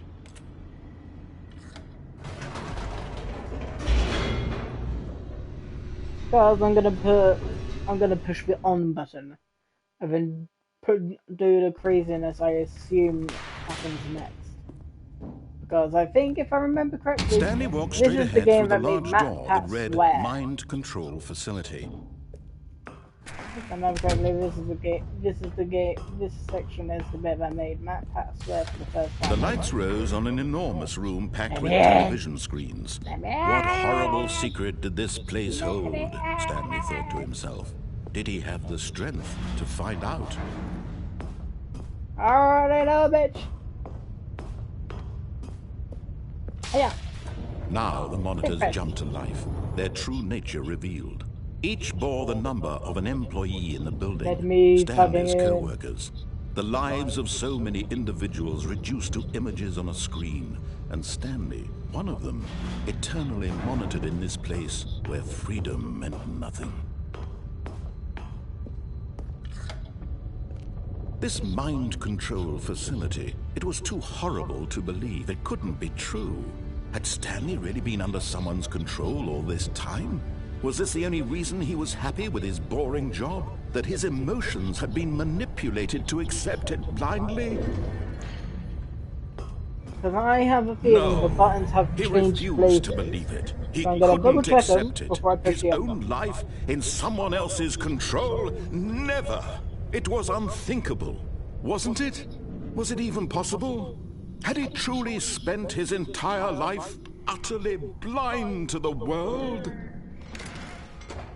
But here was the proof, the heart of the operation. Controls labeled with emotions, happy or sad or content, walking, eating, working, all of it monitored and commanded from this very place. And as the cold reality of his past began to sink in, Stanley decided that this machinery would never again exert its terrible power over another human life. For he would dismantle the controls once and for all. 3 and 4 is up there, which don't know how to get to. So, I'm assuming what I'm about to do is the ending you got.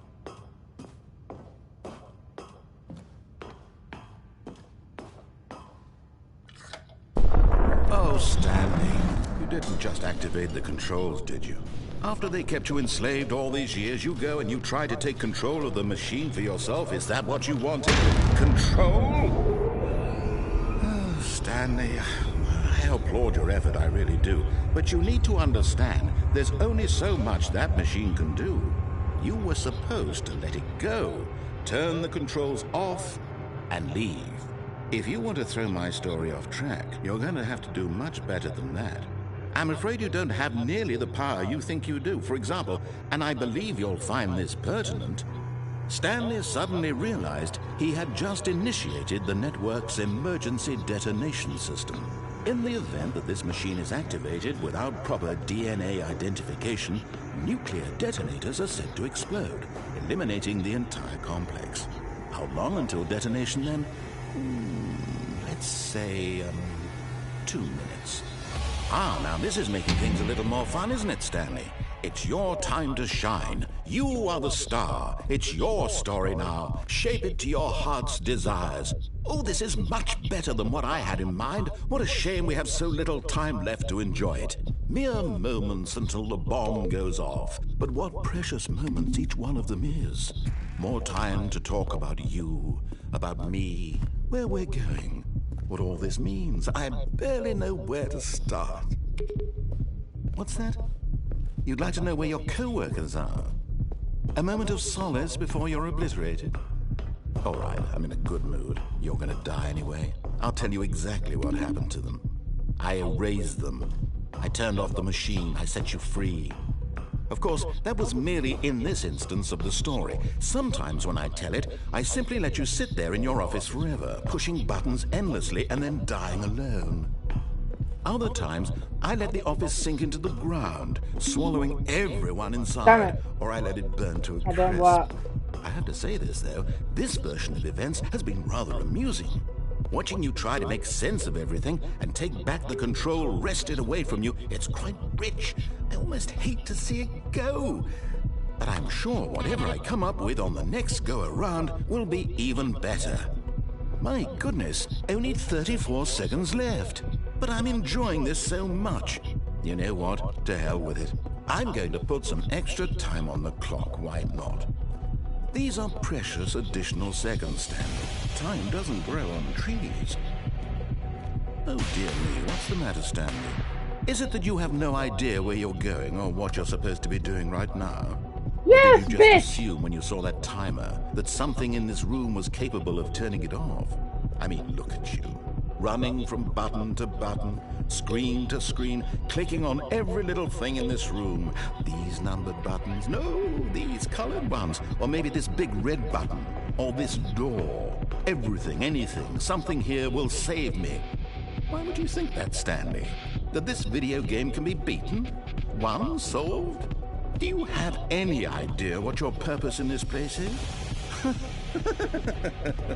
Stanley, you're in for quite a disappointment. But here's a spoiler for you. That timer isn't a catalyst to keep the action moving along. It's just seconds ticking away to your death. You're only still playing instead of watching a cutscene because I want to watch you for every moment that you're powerless. To see you made humble. This is not a challenge. It's a tragedy. You wanted to control this world, that's fine. But I'm going to destroy it first, so you can't. Take a look at the clock, Stanley. That's 30 seconds you have left to struggle. 30 seconds until a big boom and then nothing. No ending here, just you being blown to pieces.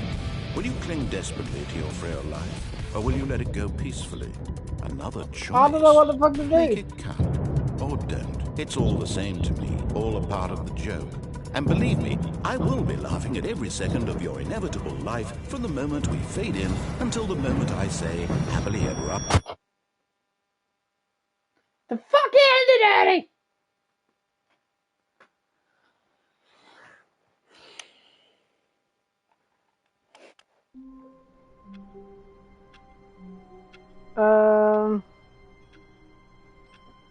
How the fuck am I actually gonna, you know?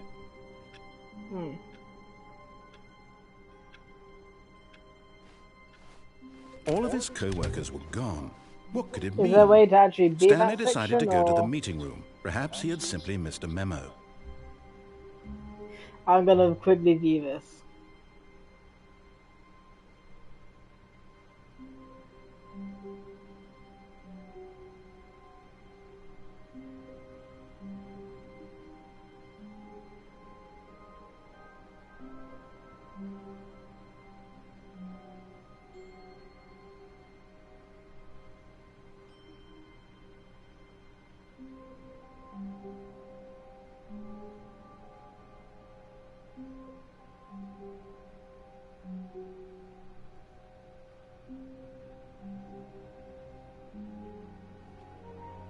This is the first time I've been playing the game. It's like, yes, I'm not gonna know what the fuck I'm doing.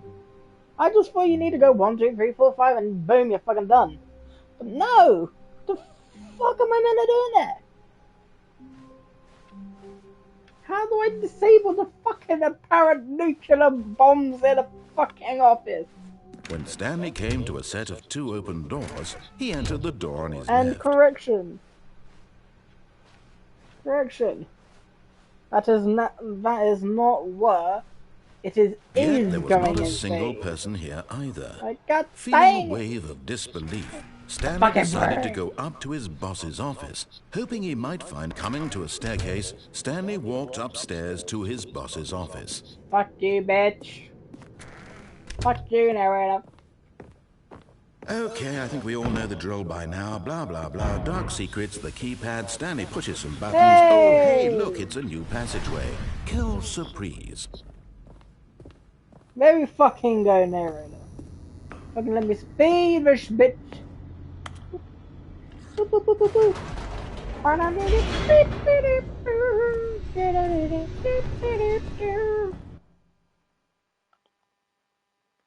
Also, how do I actually complete this bit coming up? Because I want to actually make it out. Stanley walked straight ahead through the large door that read Mind Control Facility.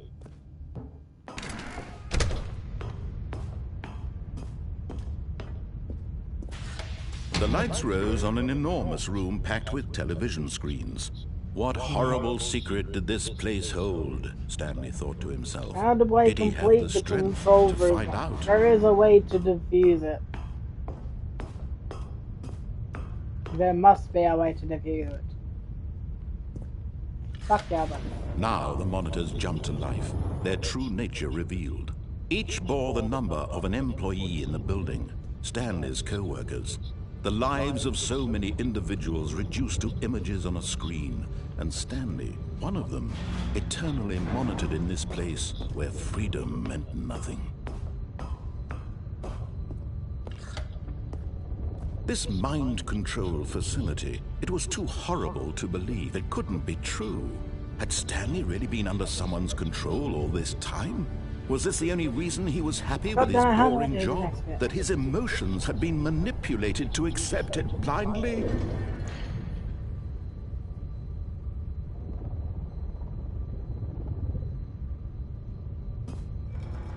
No.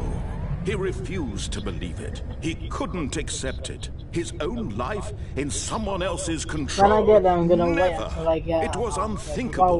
Wasn't get it? it done and then Was it hit even the new possible? content. Had he truly spent his entire life utterly blind to the world?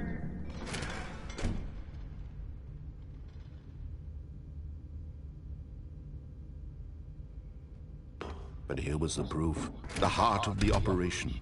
Controls labeled with emotions, happy or sad or content. Walking, eating, working, all of it monitored and commanded from this very place. And as the cold reality of his past began to sink in, Stanley decided that this machinery would never again exert its terrible power over another human life.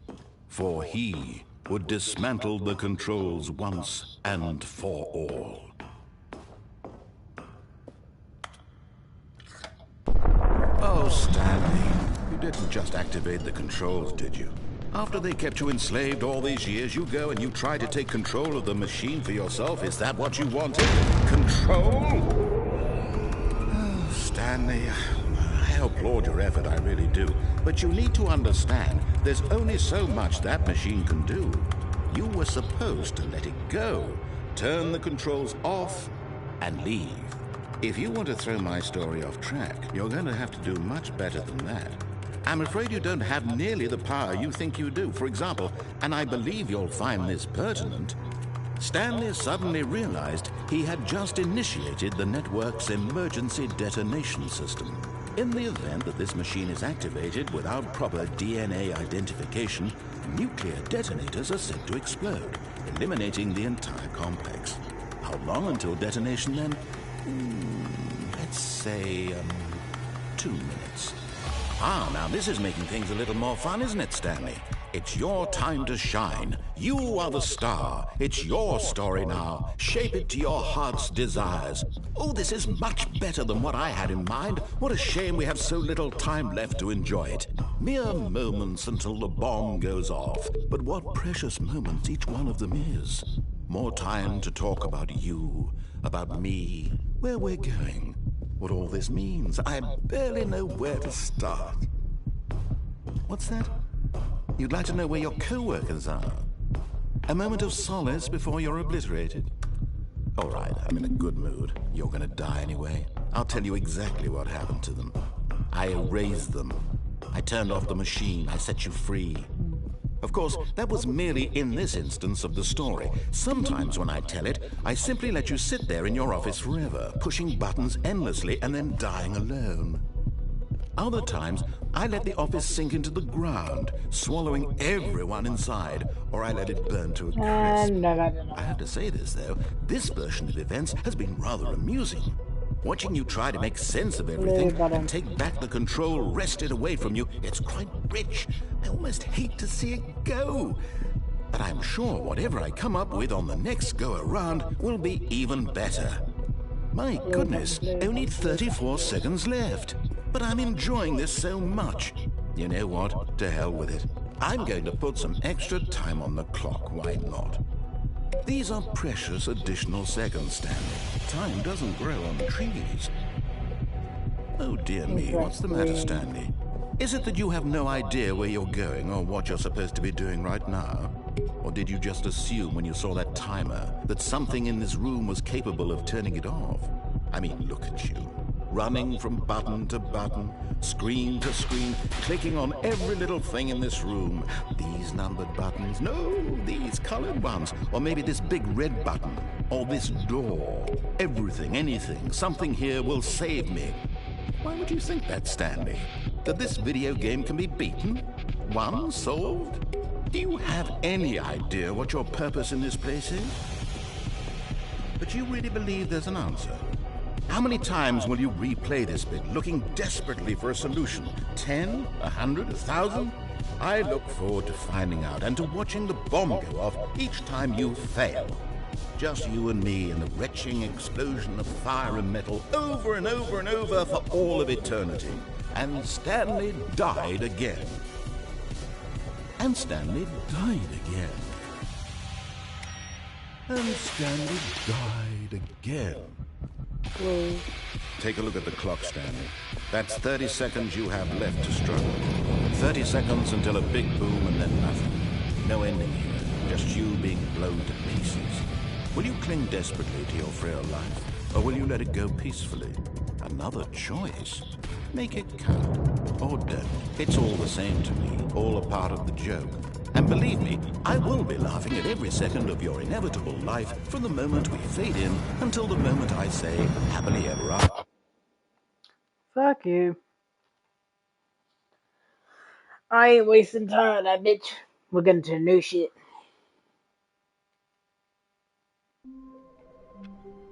I can't figure it out, so fuck it.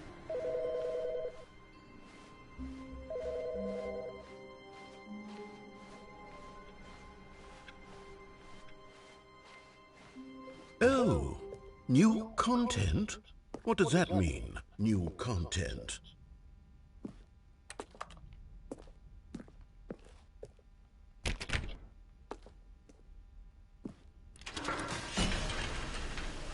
Where we go?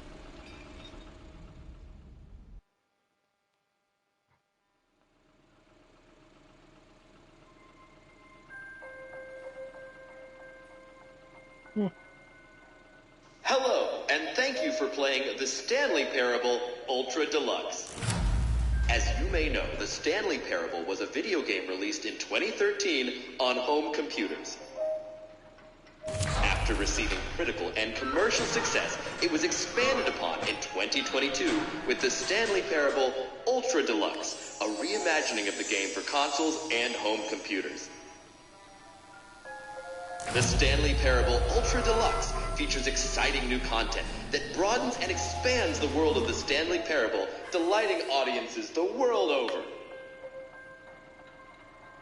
Please, step inside and see what thrilling new adventures await in the Stanley Parable Ultra Deluxe. Oh, well, this sounds delightful. I'm very excited to see the thrilling new Ultra Deluxe content. Indubitably. Okay, so far it's an elevator. Nothing special yet, but I'm sure it's just the beginning of a mesmerizing adventure.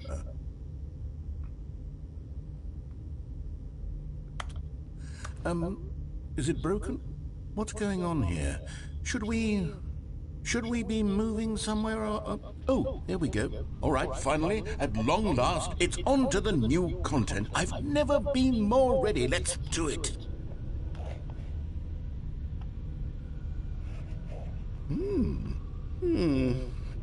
I have to say, initial impressions of Stanley Parable Ultra Deluxe, mostly tedious. It's as if Oh, okay. Let's see the content. Give me the content, Stanley. All right, let's see it. The jump circle? Jumps remaining. 36. It finally jumped.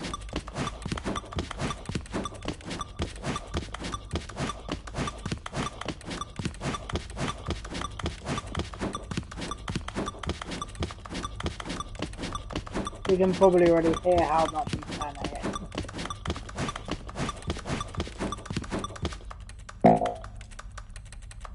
You bitch!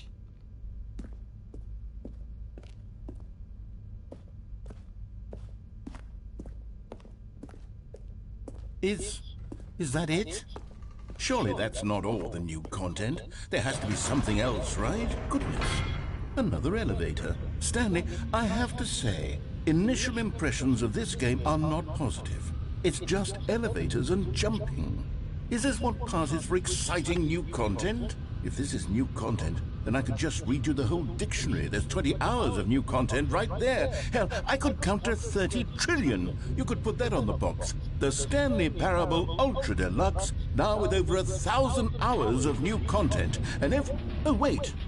There's more. Very good. Yes. I knew there had to be something else. Let's see it. I'm ready for whatever it is.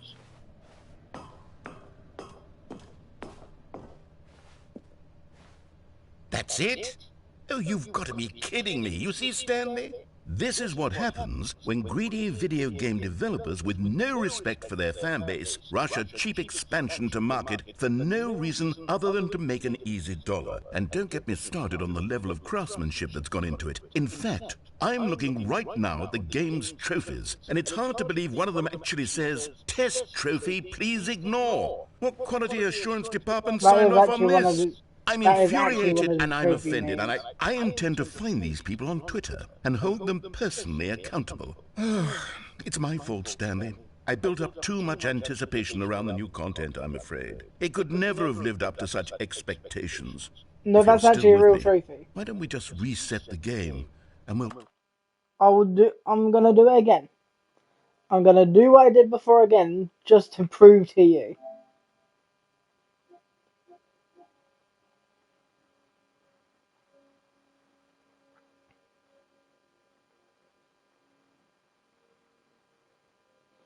I ain't shitting you. I'm taking the picture now.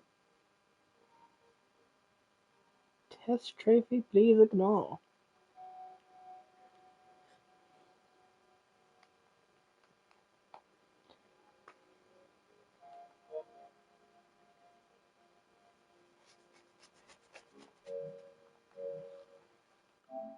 try to get back to what the Stanley Parable is really about. No Check your frills, Discord. no gimmicks. Just you and me having a great time together like always. What do you say, friend?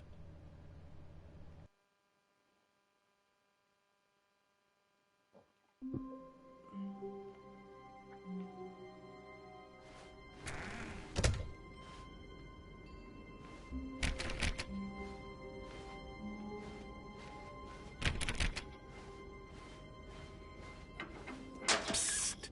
Stanley! Come over here! In the vent! I want to show you something! Nah, bitch, you want to move forward? You don't want to see the cool surprise I made for you? Well, fine. You're a dork anyway, so who cares? Fuck you, bitch. Oh, never mind. You're not a dork. Fuck you, bitch.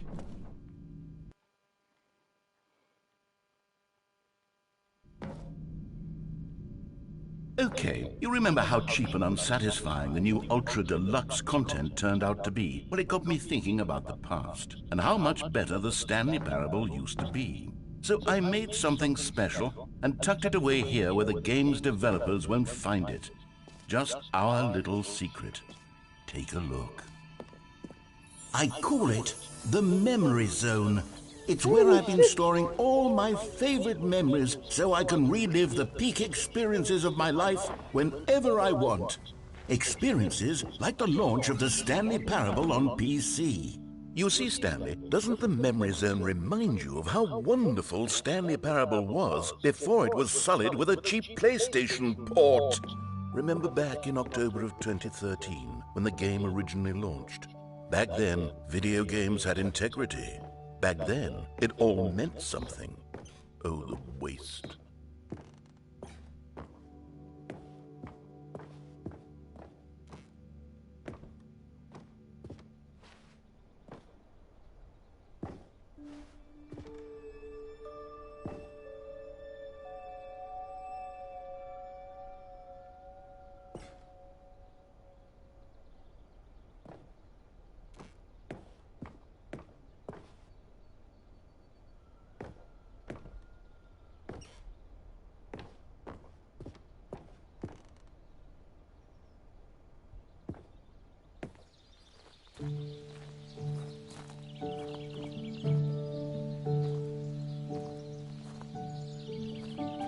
Je suis dans la memory zone, seul sur l'abri des loups. And over here is where I keep reviews of the Stanley Parable. Like this stunning triumph of games journalism, 10 out of 10 from Destructoid.com. James Stephanie Sterling writes, and I quote, "Where so many games that aspire to be more than games end up less than any form of art, Stanley Parable strives and then succeeds to be every game ever created."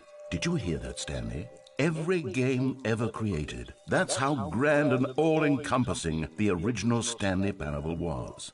It was literally every game ever created. It was Skyrim, it was Persona 3, it was all of them, and now it's nothing. It's no games at all. It isn't even the Stanley Parable anymore. It's just a husk now. A lifeless husk with an hour of new elevator content.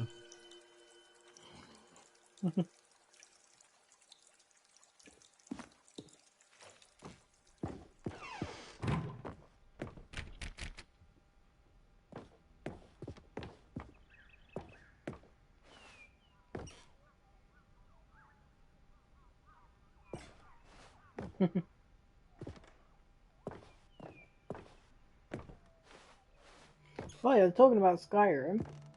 Thea, another person who comes in and watches, actually plays Skyrim. So if you're interested, here's another moving passage, this time from GameSpot.com.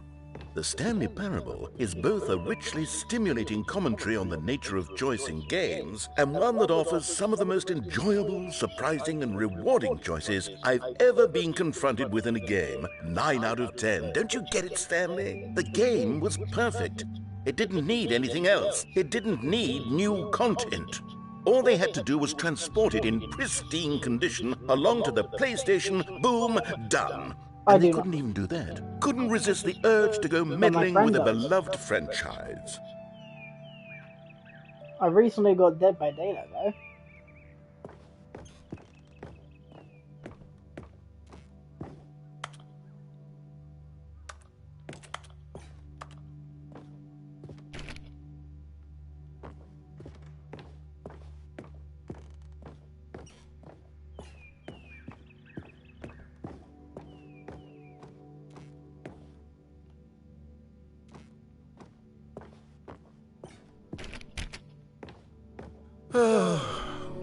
These were simpler times, Stanley.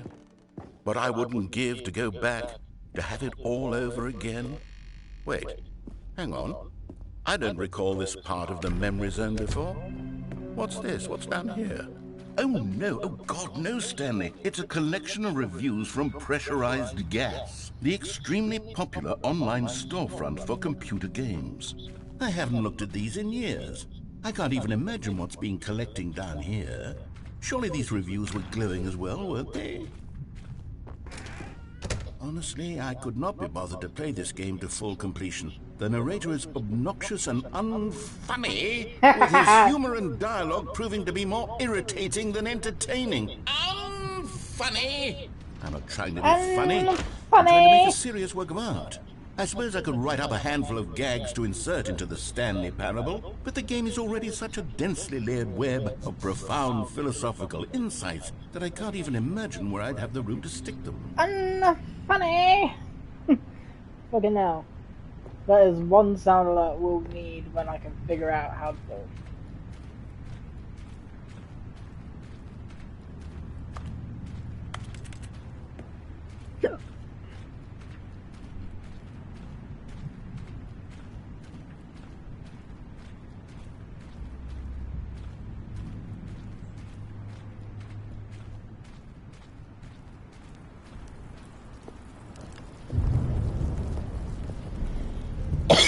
Okay, let's see what this one says.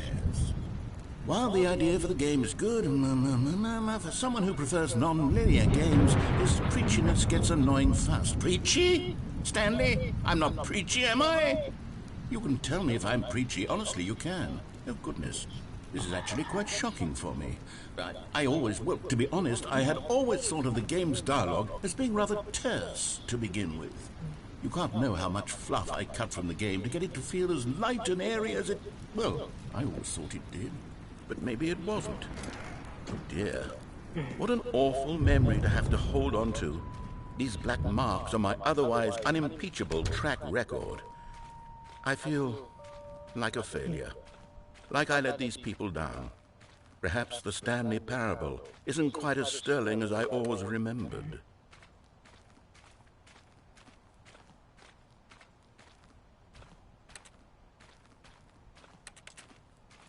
Damn it.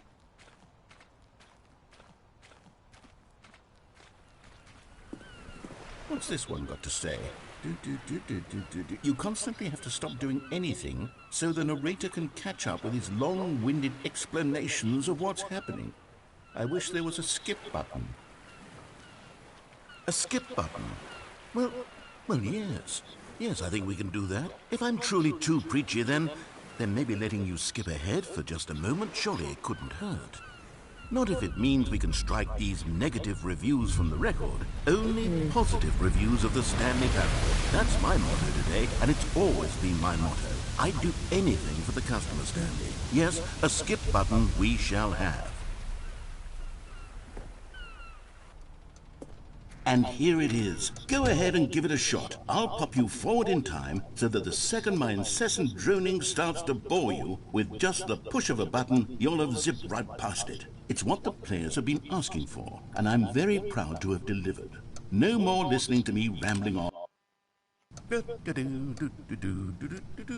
Oh, you're back, you see. You were only frozen in time for a few minutes, but it was plenty of time for me to deliver a long, rambling monologue full of unnecessary verbal flourishes and lengthy ruminations on the nature of choice in video games. Of course, I happen to believe it was perhaps one of my more profound such ruminations. Not that, of course, you need a description of it, but if I had to describe it, I'd say it was perhaps less of a bitch! Well, there, sport. You really did catch me rambling on a bit, didn't you? But that's the power of the button. The minute I start to go off on a thoughtless display of self-absorption, it's right at your fingertips to go poof, and it's all over. I can't wait to see what Cookie 9 will say about this, and whether they'll edit the rating of their pressurized gas review, or at least change some of the wording, perhaps. To be honest, I don't... Fuck you, bitch! Okay, welcome back, Stanley. Now, I should say that the amount of time the button has been skipping through is becoming longer and longer. That last one was, well, I want to say maybe 30, 45 minutes? It's not unendurable by any means, but it's, well, there's really only so much I can ramble on to myself about. I know, it's shocking, isn't it? But at any rate, I do suggest that we not press the button again. I think the skip button has been aptly demonstrated, and we can say goodbye to it and just... Wait. How do we get out of here? Where did the door go? Wasn't there a door that led into this room? I do feel quite certain that there was one here before. How else would we have gotten into the room in the first place? I don't think one can enter a room without a door of some sort, or window or something like that. Do you see a window anywhere? I'm going very a back to porthole? A sufficiently large crack in the wall? I'll take any of these. All I want is for us to move on and to please step away from the skip button, to go anywhere other than the skip button. There was a door here before. This is the crazy I swear there was. Fuck you, bitch. Right. Stanley, please don't push the button again. It's been 12 hours. You've just been frozen there. I don't know why the skips are getting longer, but they're really, truly getting longer, and my God, there's no way out of the room. Stanley, the door is gone. It's completely gone. I've looked at it from every angle. I've checked every one of the... Fuck you, bitch. Oh, Stanley, you're back. You're back. Oh, my goodness. I have someone to talk to again. Stanley, I think it's been a week. Or 2 weeks. I've been sitting here all that time. Just sitting here. Not a single person to speak with. And you'd think that that's just how it's always been, right? Again we go. Oh, hello. It's you. You're here again. Welcome. I have had time to think about you and about us and about everything we've been through. I've had so much time, I stopped keeping track after a year. Have you ever sat down in one place and not moved for one entire year? Let me describe it for you. To begin with, there is only regret. There is only the turning wheel of missed opportunities. I felt nothing at all but regret for the longest time, Stanley. Days, months. I lost it all in a blur of the deepest longing to undo the past. And when that feeling had begun to subside... Hey.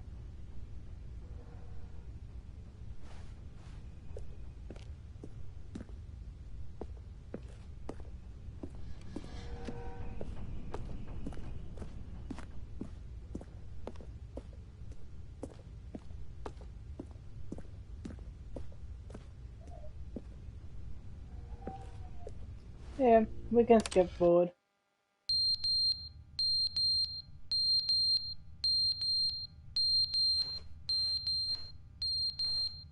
Let's go batteries after this amount of time.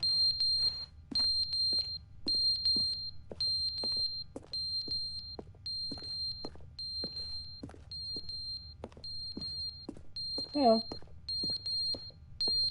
Forward we go.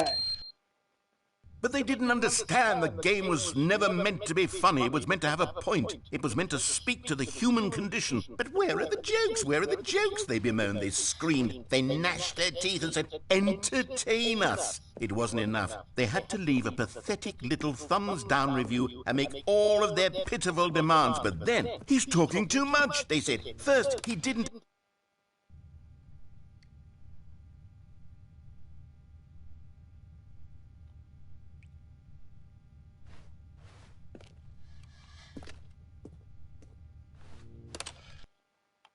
end, is never the end, is never the end, is never the end, is never the end, is never the end, is never the end, is never the end, is never the end, is never the end, is never the end, is never the end, is never the end.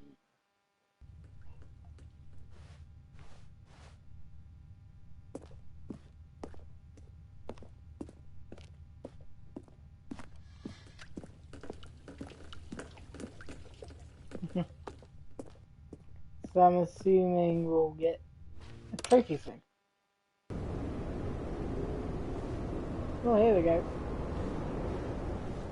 Here we go. Getting destruction now. There we go.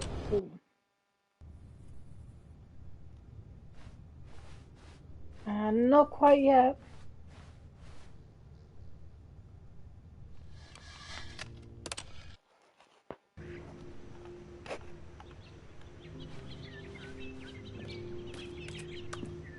Damn it, not yet.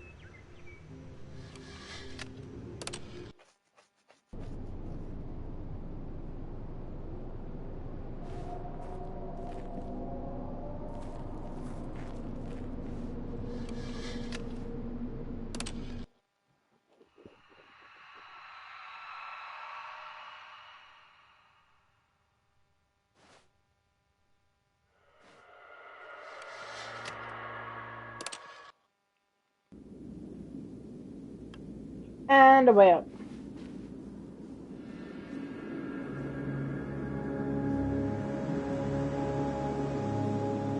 I'm assuming we go in the way it pointed us to. The Adventure Force!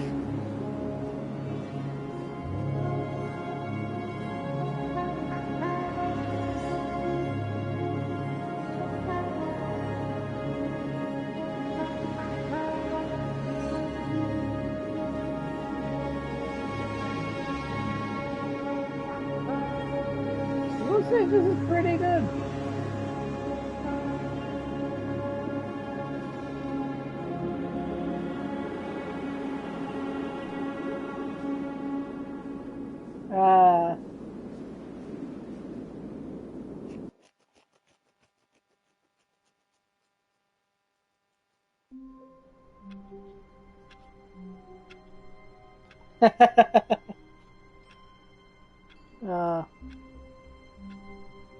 And is that all the new content? All of his co-workers were gone. What could it mean? Stanley decided to go to the meeting room. Perhaps he had simply missed a memo.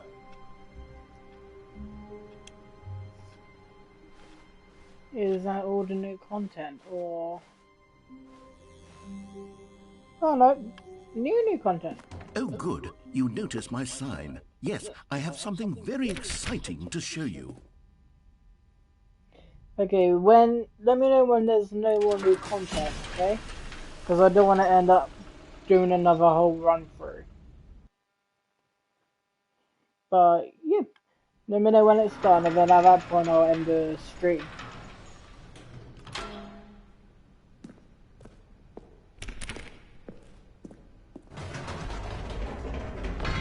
You see, Stanley, I've been reflecting on the Stanley Parable and about how roundly disappointing this ultra deluxe version has turned out to be. The original Stanley Parable was a landmark, and any new content for it should live up to that legacy. So forget this ultra deluxe nonsense. I say we take it one step even further. Which is why I'm very proud to announce for the first time ever, the Stanley Parable 2.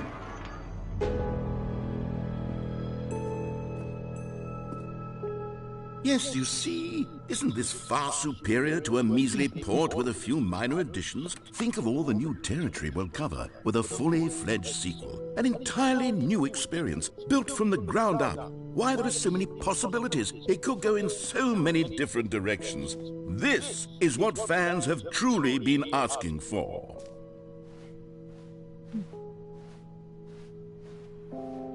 Calling it the Stanley Parable 2 is just so much catchier than Ultra Deluxe, don't you think? Ultra Deluxe? What does it even mean? But the Stanley Parable 2, now that's an artistic statement right there. It's future-oriented. It screams progress and innovation and long-term franchising potential. Indeed.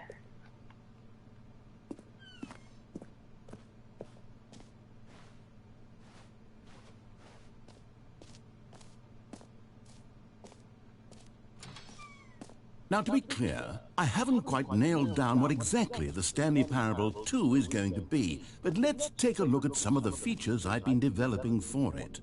I figure that if I can loosely organize a handful of interesting concepts, that surely the game will sort of naturally spring up around them. It'll all work itself out. Game development is much more of a fuzzy magic than anything scientific or logical, really.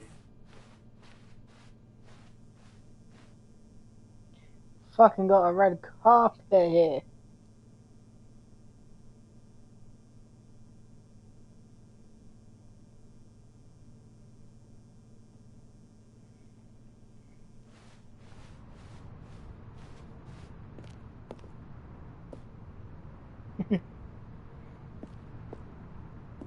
Stanley's famous, not me. Remember, we're playing as Stanley. I notice you! Here we are. Go on, try out some of the new features. I can't do nothing, no bitch.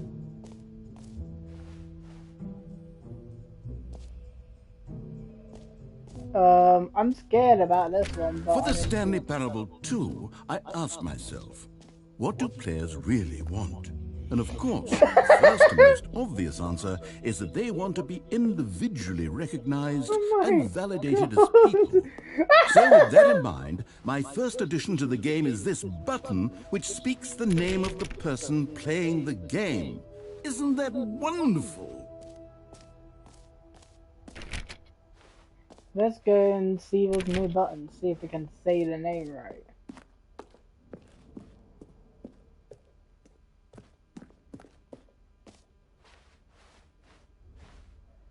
Jim. Sorry, I should have clarified. Right now, the button only says the name Jim. But of course, in the final game, this button will say your name, whatever name that is. Here, let's have you role-play as Jim to really simulate the full experience of this feature. Just play along. I promise you'll love it. Okay, here we go. Let's take a deep breath, clear your mind, forget whoever you are, and simply become a person named Jim. I want you to imagine... Jim! Whoa, hold on. I wasn't finished setting up the backstory. If you don't properly roleplay as Jim, then you'll never understand the impact of this button. Otherwise, it's just a stupid button that says somebody else's name. Okay, we're doing it again, and this time let me finish first. Now, allow yourself to become Jim. Imagine yourself driving to work as Jim, playing frisbee on the weekends as Jim, staying up all night for a popcorn and horror movie sleepover as Jim, developing a crippling substance addiction as Jim, rediscovering yourself through fringe religious groups as Jim, and finally, dying a slow death at an old age, surrounded by members of your cult as Jim. Do you... All right, fine, whatever. It's just a meaningless button that says Jim. Are you happy now? Get out of here. I'm done with this button. Why don't you go humiliate me in front of a different feature that I worked very hard on? Okay. Maybe I'll only let people named Jim play the Stanley Parable 2. An epilogue would be fun, wouldn't it, Stanley? Yes, it will go at the end of the, well, we'll figure that out later.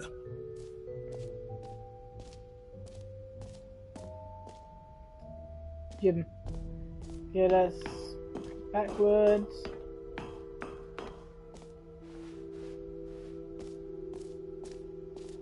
That's the button.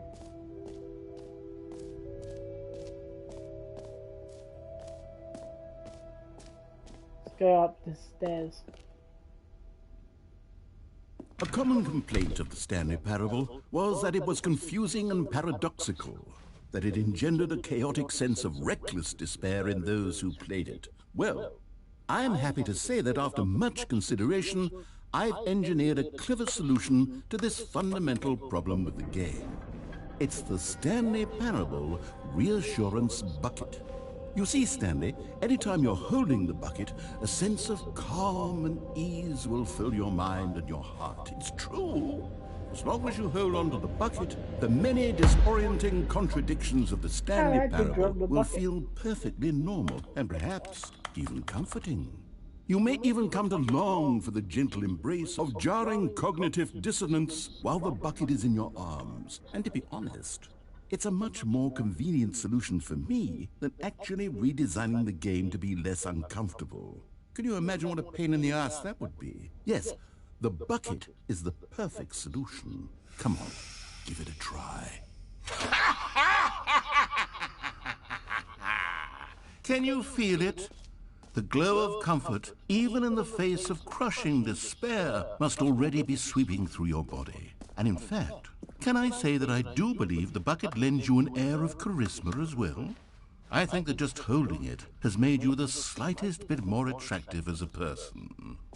The benefits of the bucket seem to go on, don't they?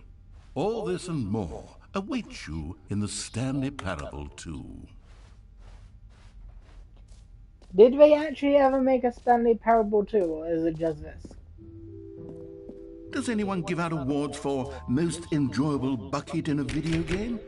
That really should be an award if it isn't already.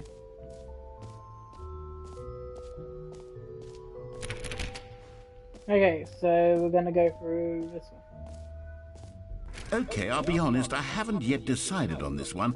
I think that in the new version, the office could use a bit of decoration, like balloons. But I'm undecided on Get Well Someday and Happy 12th Birthday. Which would you go with?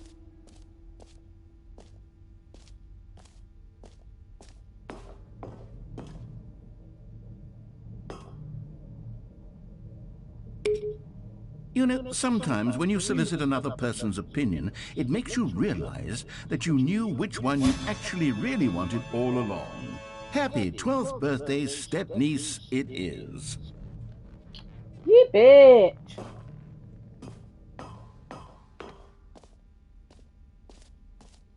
Or actually, maybe I should have gone with... No, I've made my decision, we're moving on.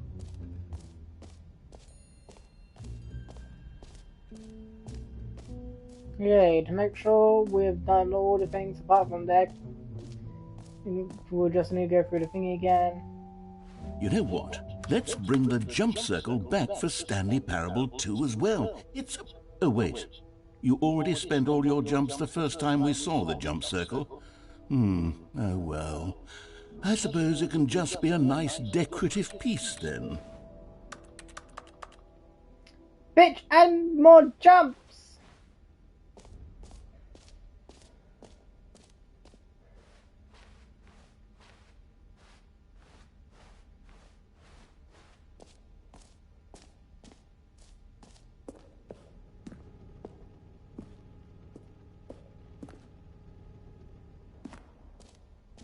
Ah, collectibles.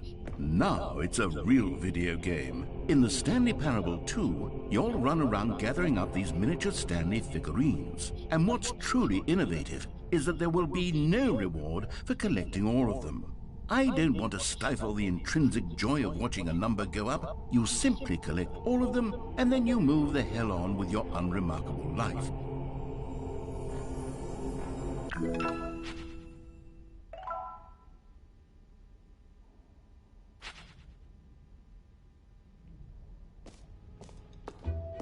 God, it really is the worst when you collect everything in a video game and then they give you a big fancy reward for it. Absolutely tragic.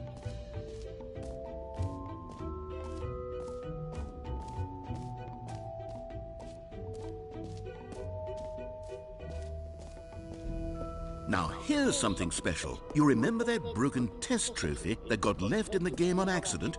Well, I'm developing a technology to simply give you the trophy. Yes, you see, you'll come to this lever, and when you pull it, the trophy... Okay, perhaps I should have clarified. This is technology that will exist.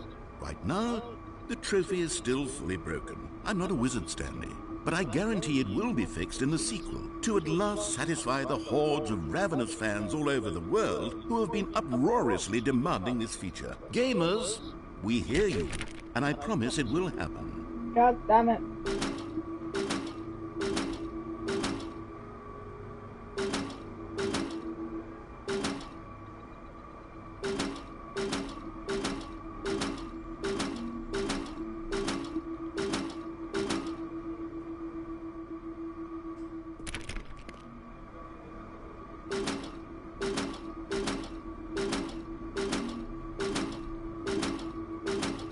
Fuck.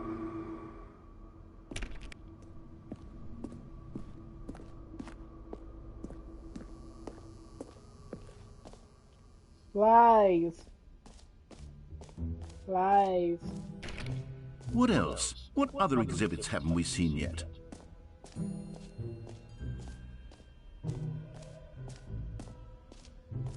Oh, the infinite hole.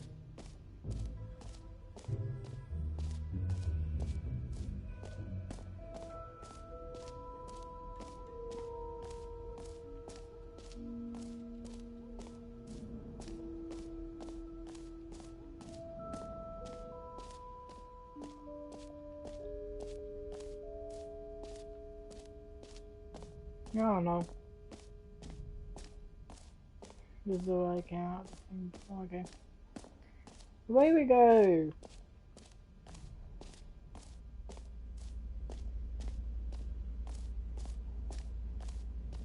Stanley, here's an idea that I'm truly fond of. It's never been done before in a video game. This is in fact a hole that you can fall down forever. That's right. Infinite falling. You can fall until the end of time if you like. A stunning leap forward for video games as a medium. You see, isn't it wonderful? One of my more ingenious concoctions, if I do say so. Now then, since you've gotten to see the infinite hole, you can press the teleport button to pop back up to the top, and we can continue onward. Now, I don't mean to be a great. Now, I'm very excited to show you even more of my ideas for the sequel. Does that give you PTSD? Does that give you PTSD? Oh gosh. Fucking gave me a little bit. Fucking hell.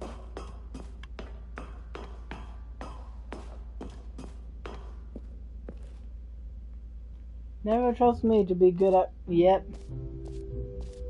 Yep, Mirror's Edge. You remember it? You remember that?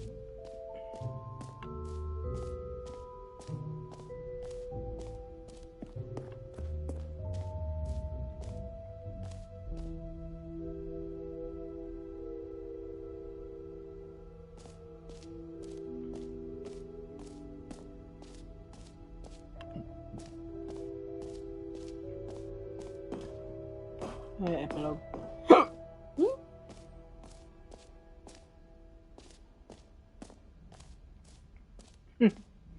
Oh.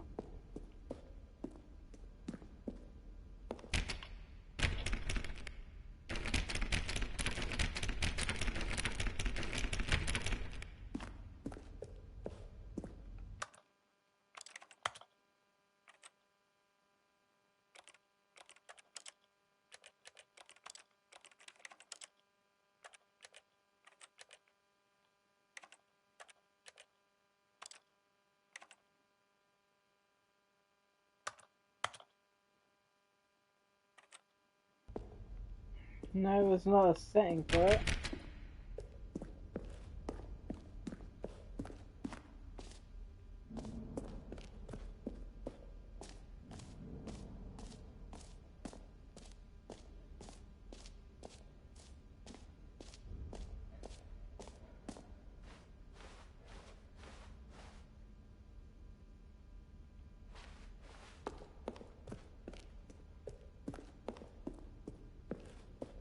All right, have you seen everything you wanted to? Ready to move on now? Well, there's nothing else to see. So, Stanley, what do you think? Do you like all of the new features? Yes, I know it's not exactly clear yet how exactly these features will come together as one single coherent video game, but I can feel it in my soul. It's going to work. There's definitely a good game in there somewhere. Say, let's do an experiment. I'll arrange these new features together, and we'll see whether or not it coheres into a meaningful gameplay experience. Okay. Are you ready? Here it is. I give you the Stanley Parable 2.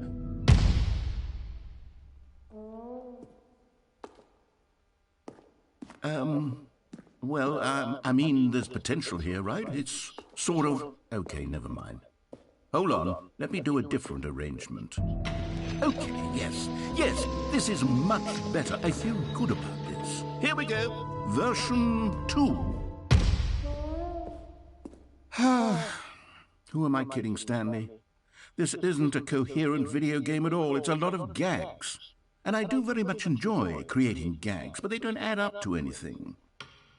I wanted more than anything to create a sequel that would capture all the magic of the first game. I wanted fans to love it. No matter how good these gags are, they won't stand on their own. They would need the structure and the gameplay of the original. Wait, maybe that's it. I can take the original Stanley Parable and simply, well, insert a few of my new features into it. Tastefully, of course. With respect. With care for the vision and integrity of the original game.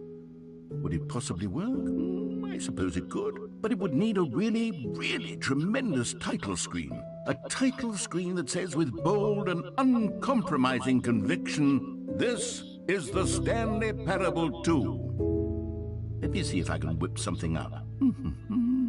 All right, perfect. Go ahead. Take a look.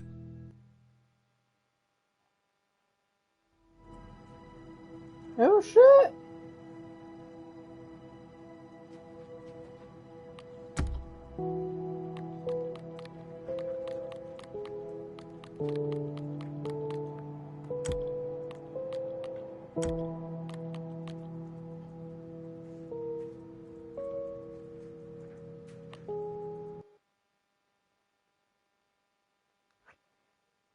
No, I want to check things first. This is the story of a man named Stanley. Where's the skip button? All of his co-workers were gone. What could it mean? Stanley decided to go to the meeting room. Perhaps he had simply missed a memo. Stanley felt the bucket calling to him, begging him to pick it up. Why was he not doing it?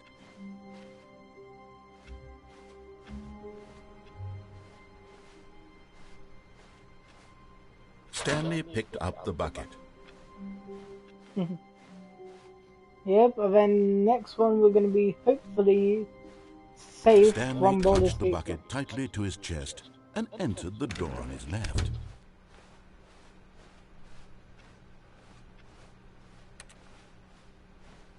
Still no one was here. Stanley needed the bucket's warmth and comfort now more than ever. Perhaps his boss's office was where he'd find answers. Oh, Stanley, can you feel it? The broom closet. It wants the bucket. You can feel that, can't you? The aura of jealousy? It's as clear as day. This broom closet believes it deserves the bucket. I can really feel it now. It's a bucket. It belongs in a broom closet. That's what the broom closet is trying to say here. It's supposed to go with the other cleaning supplies. Good for you, Stanley. Don't give in. Don't hand over the bucket. I know how hard it must be, given the pressure that the broom closet is putting on your shoulders right now, but you have to be strong. This is your bucket. This is your companion and lifelong friend. You can't hand it over. Oh, no. We're getting into name-calling now, it seems. Is this how low the broom closet has sunk that it has to resort to this stream of petty... Coming to a staircase, Stanley and the bucket walked upstairs to the boss's office.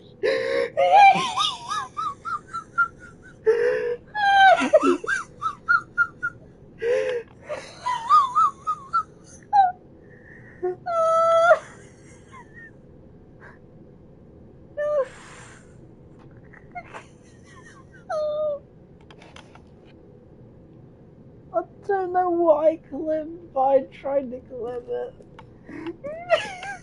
Junction, can you do the honors to make sure it's properly clipped? Because, fucking hell. Stepping into his manager's office, Stanley was once again stunned to discover not an indication of any human life. Crushed by the weight of this revelation, Stanley may have broken down into an emotional dumpster fire if not for the soothing presence of the bucket. Even now, in his darkest of hours, did the bucket's warmth and guiding light pierce, but Stanley guessed the correct code by sheer luck. Was it that the bucket knew all along? Was the bucket guiding him? Yes, this is certainly the most logical explanation. You found one of them. One of the miniature Stanley figurines. Remember, no reward for collecting all of these, only the intrinsic pleasure of a job well done. You can't buy that sort of happiness, Stanley. God knows I've tried. So, I implore you to savor each and every moment you come across one of these beautiful figurines.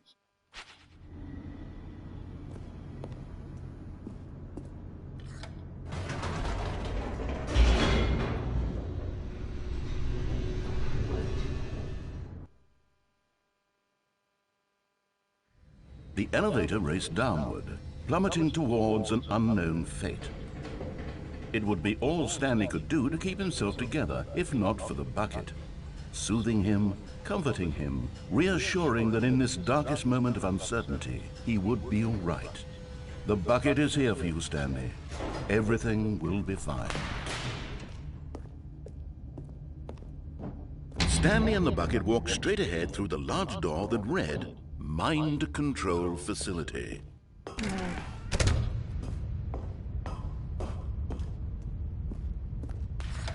The lights rose on an enormous room packed with television screens. What horrible secret did this place hold? Stanley and the bucket both wondered to themselves. I'm just gonna go with the basic pushing the off button. The monitors jumped to life, and Stanley nearly dropped the bucket in shock. Everyone in the office was being videotaped, monitored like guinea pigs. Is there anything I need to do? The bucket had never seen anything like this, and it very nearly burst into into tears as Stanley cradled it gently, shit. reassuring it that everything would be fine. I need to know the shit, so tell me what I need to know. Was the bucket under the mind control facility's influence as well? Had the bucket been told to do things it didn't wish to do? What kinds of things does a bucket want to do or not want to do in the first place? These questions raised but I don't know what buttons I need to push when I get to it, so you need to give me the info. No! He screamed into the bucket. He couldn't accept it. His own life in someone else's control, never! He squeezed the bucket tighter. His one friend in the entire world. At this point, he could trust no one except for the bucket. You better tell me a bit beforehand, because obviously there's a delay. But here was the proof. You mess up. The heart of the operation. Controls labeled with emotions, happy or sad or content. Walking, eating, working, all of it monitored and commanded from this very place. And as the cold reality of his past began to sink in, Stanley decided that this machinery would never again exert its terrible power over another human life. For he and the bucket would dismantle the controls for good. Two best friends, Stanley and the bucket, up against the world. Okay. They high-fived in a really cool way, and the bucket made a sassy comment about taking down the system. What do I do? Do I push the up button or do I push the off button or the on button? And if it's the on one, how the fuck do I defuse the fucking nukes that are apparently in this place? Come on! I need to know! I need to know! I can't continue if I don't know.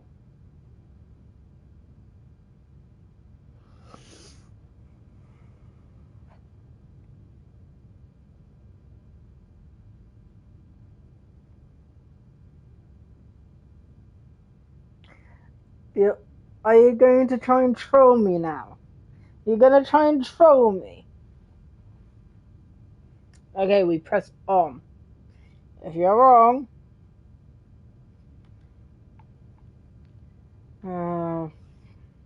fuck it. But at the last second, the bucket jumped in and pressed the button to turn on the controls. Stanley gasped in horror. Had this been the bucket's plan all along? To take over the machine and claim the power for itself?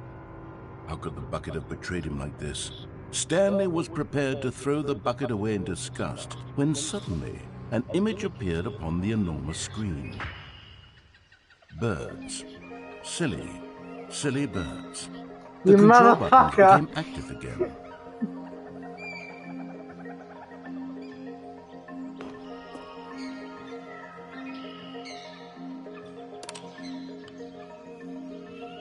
Birds!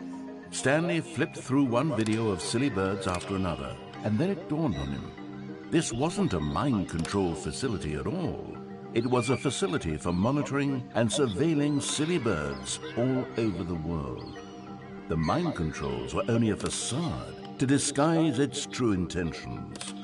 Had the bucket known this all along? Stanley marveled at the metal genius in his hands, the one who had pointed him towards this incredible discovery.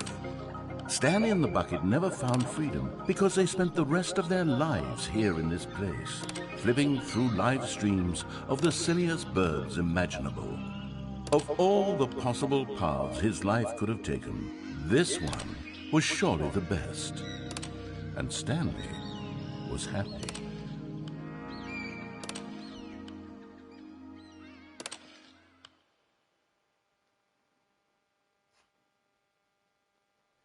Is that it?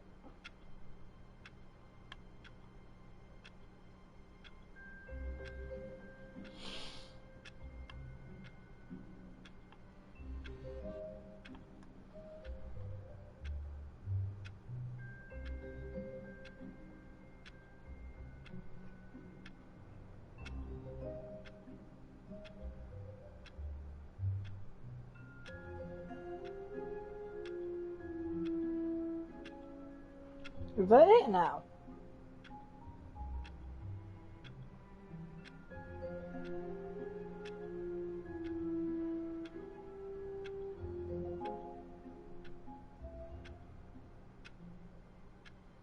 To be honest with you,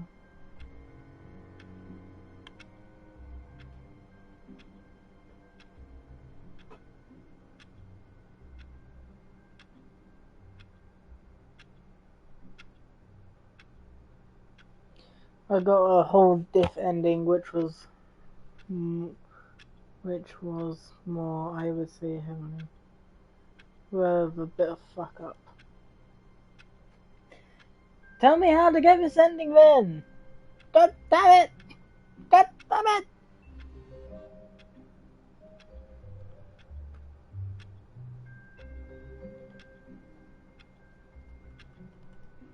Ah, damn it.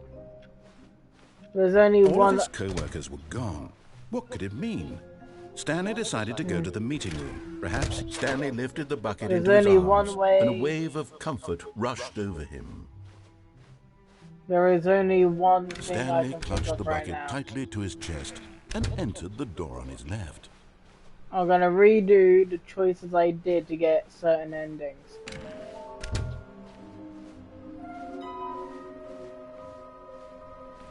I ain't doing infinite endings.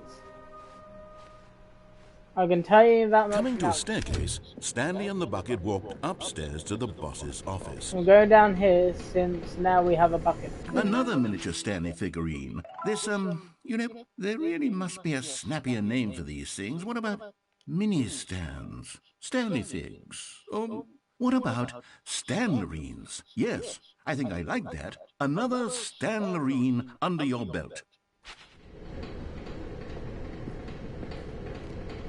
But Stanley just couldn't do it. He considered the possibility of facing his boss, admitting he had left his post during work hours. He might be fired for that. And in such a competitive economy, why had he taken that risk?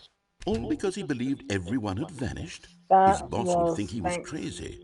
And then something occurred to Stanley.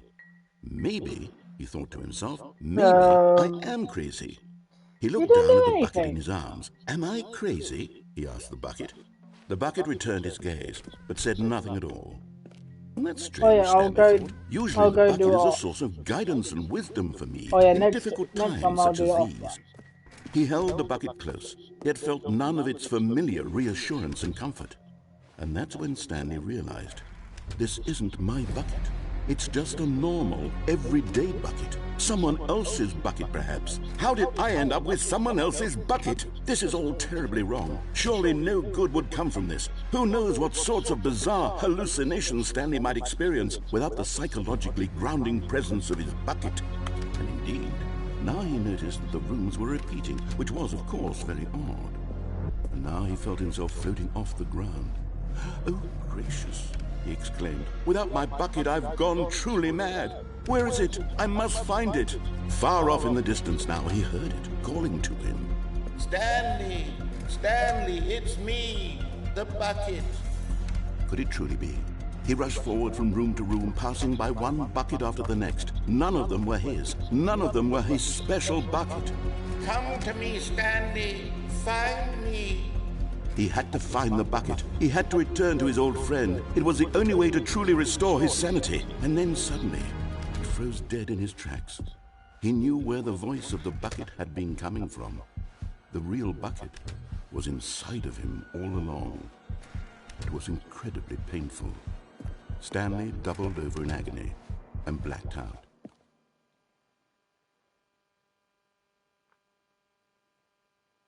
This is the story of a woman named Mariella. Mariella woke up on a day like any other. She arose, got dressed, picked up her bucket of comfort and security, and walked to her place of work. But on this particular day, her walk was interrupted by the body of a man who had stumbled through town, talking and screaming to himself, and then collapsed dead on the sidewalk. Right away, she knew what the problem was. This man had no bucket.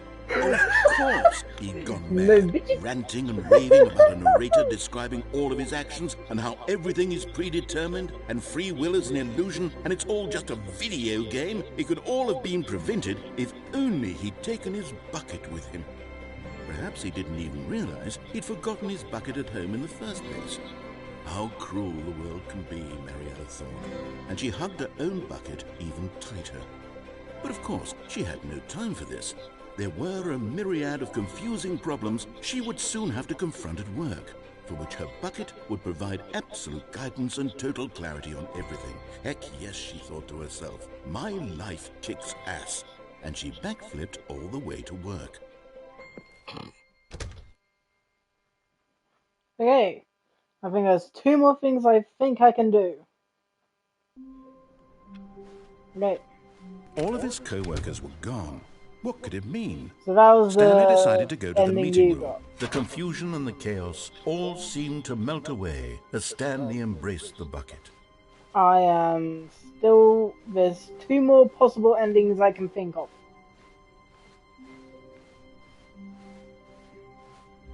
Stanley clutched the bucket tightly to his chest Okay, we go. and Right. entered the door on his left.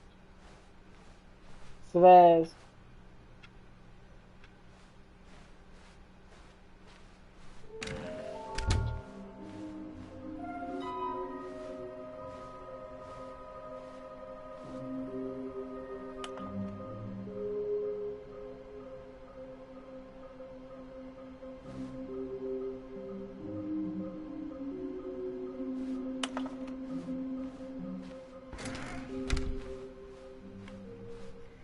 Coming to a staircase, Stanley and the bucket walked upstairs to the boss's office. Oh yeah, there's 3 more endings I can think of.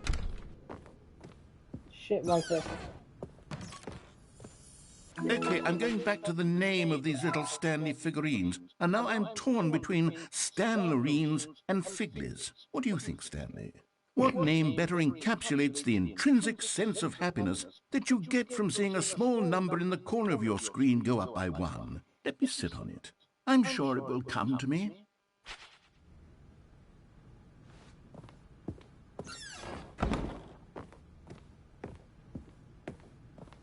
Stepping into his manager's office, Stanley was once again stunned to discover not an indication of any human life.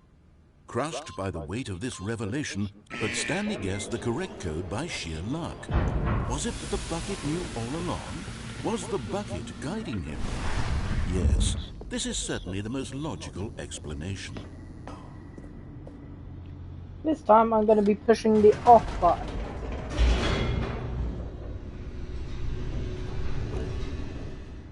Which hopefully doesn't stand for offensive. To then start a full-on lockdown shit. Stanley and the bucket walked straight ahead through the large door that read, Mind Control Facility.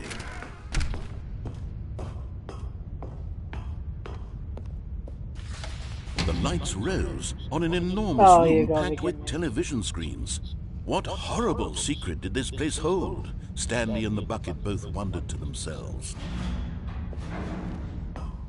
Great. Oh, of course I end up fucking and doing Stanley that. nearly dropped the bucket in shock. I'm on the way for it. Everyone in the office was being videotaped, monitored like guinea pigs. The bucket had never seen anything like this, and it very nearly burst into tears as Stanley cradled it gently, reassuring it that everything would be fine. Was the bucket under the mind control facility's influence as well? Had the bucket been told to do things it didn't wish to do? What kinds of things does a bucket want to do or not want to do in the first place? These questions raced furiously in Stanley's feeble mind. No! He screamed into the bucket. He couldn't accept it. His own life in someone else's control, never! He squeezed the bucket tighter. His one friend in the entire world. At this point, he could trust no one except for the bucket.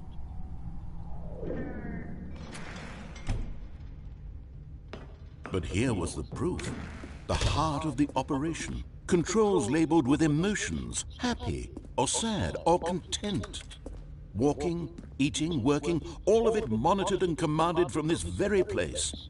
And as the cold reality of his past began to sink in, Stanley decided that this machinery would never again exert its terrible power over another human life. For he and the bucket would dismantle...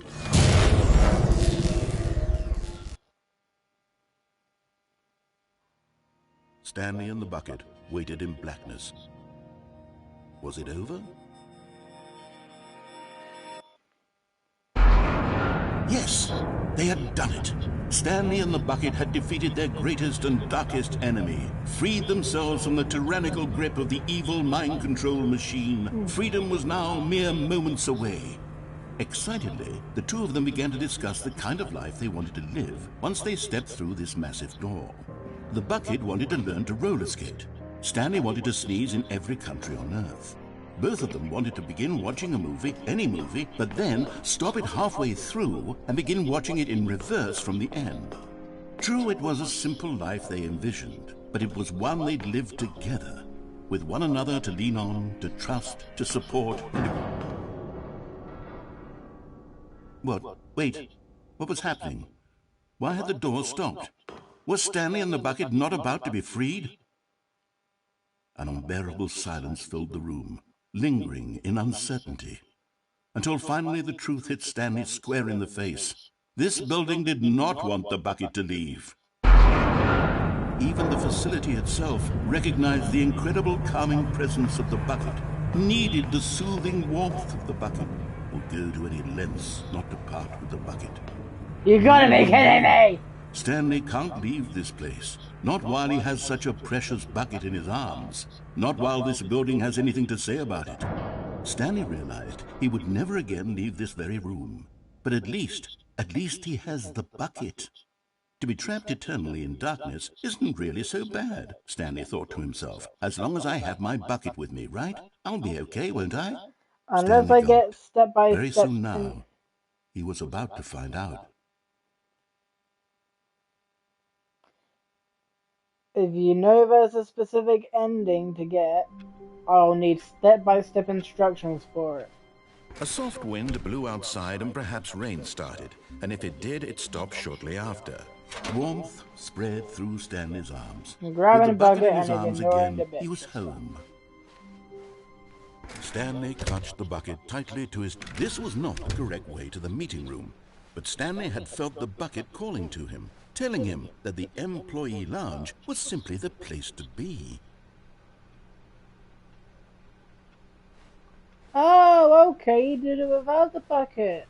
And here it was. Okay. Had the bucket turned out to be correct? No, never mind. The bucket was wrong. Stanley took the door on his left to go back to the meeting room. No, said the bucket.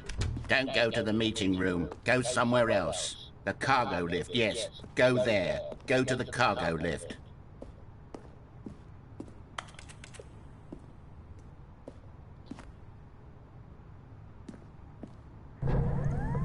Good, said the bucket.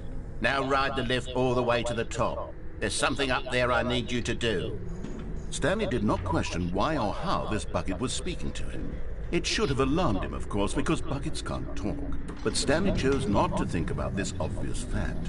He was firmly convinced that the bucket had spoken to him, and he unthinkingly did whatever the bucket asked. Fuck yeah!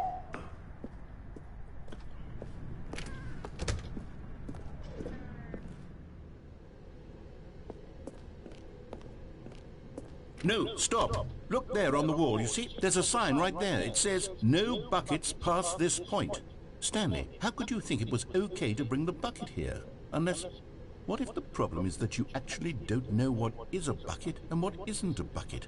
I suppose that would explain a lot about your behavior up to this point. Which, if that's true, well, my goodness, I think we have to do something about it. This misunderstanding could have dire consequences on the entire rest of the game if not addressed quickly and properly. So much of the impact of the story is dependent on your understanding of what is and isn't a bucket. Please, step in here for a moment.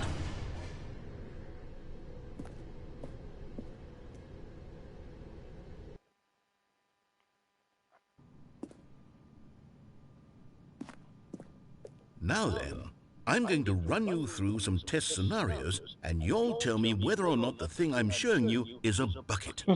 Simple enough, right?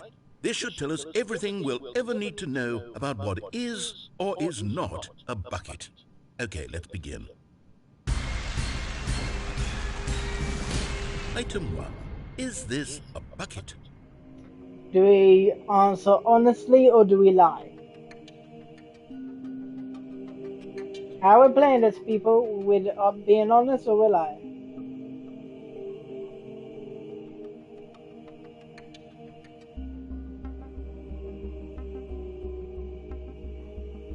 Okay.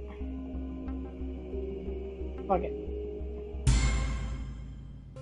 Incorrect. It is a hologram of a bucket, not an actual bucket.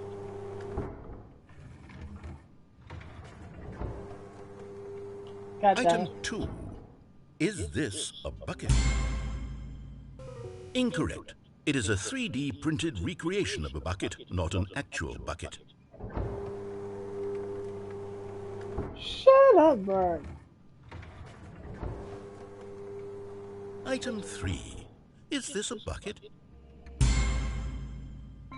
Correct. This is a bucket.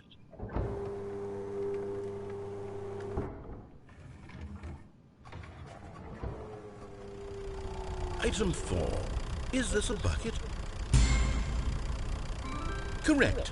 This is a tractor and not a bucket. To be honest, I just sort of put this one in here as a gimme, but I was starting to get concerned that even this might be too much for you. Thank you for not making me look like an idiot. Okay, next one.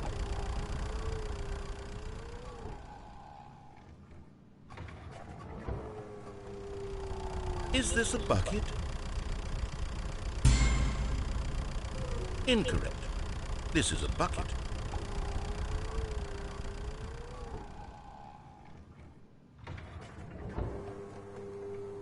Item 6. Is this a bucket? Trick question. Both. Gotcha. Fuck it, bitch. Item... Wait, hold on. I can't find the next one. Let me see. It should be around here somewhere.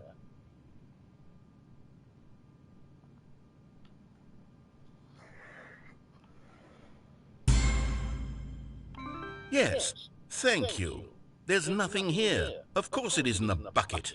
We both know full well that nothing isn't a bucket. Wait, when I say nothing isn't a bucket, that makes it sound like I'm saying everything is a bucket, which of course is not true. Unless, is that what you think? Answer me straight, Stanley. Are you trying to tell me that you believe everything is a bucket? You know what? I'm too confused to even sort it out. I've lost all sense of perspective. What is a bucket? What isn't a bucket? Mere moments ago I could answer these questions with confidence.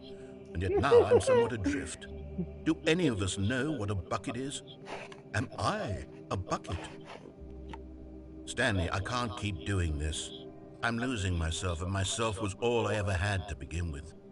I'm afraid the bucket is threatening to tear our relationship apart. I can't have that. I'm sorry. But I'm going to erase all buckets from the game entirely. Okay, here we go.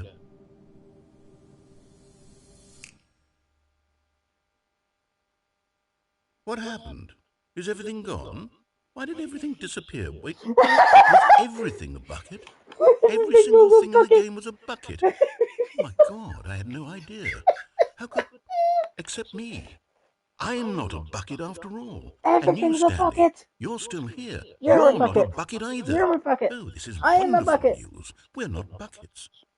Yes, I actually feel much more at ease right now. It's delightful to get some clarity on that issue, but it doesn't change the fact that we haven't got a game.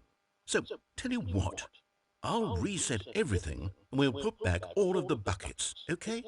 And we'll know that it's all a bucket. But if you run into anyone else, maybe don't mention that. Who knows what that information might do to a person?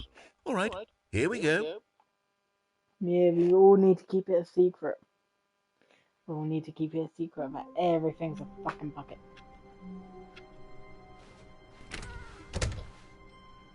Stanley picked up the bucket and smiled. He'd never be a... Stanley clutched the bucket tightly to his chest And and now entered let's the go. door. This was Find a not way. the correct way to the meeting room, but Stanley had felt the bucket calling to him, telling him that the employee lounge was simply the place to be. And here it was. Had the bucket turned out to be correct? No, never mind. The bucket was wrong. Stanley took the door on his one more left way I'm to go going with back the to the bucket. meeting room. No, Said the bucket. don't go to the meeting room. Go somewhere else. The cargo lift, yes. Good, Said the bucket. now ride the lift all the way to the top. There's something up there I need you to do. Stanley did not question why or how this bucket was speaking to him. It should have alarmed him, of course, because buckets can't talk. But Stanley chose not to think about this obvious fact. He was firmly convinced that the bucket had spoken to him, and he unthinkingly did whatever the bucket asked. Shut up, game. I can make my own choices. Right now I want to get this thing In in. here. Said the bucket. Go into this dark room over here. Stanley once again obeyed blindly.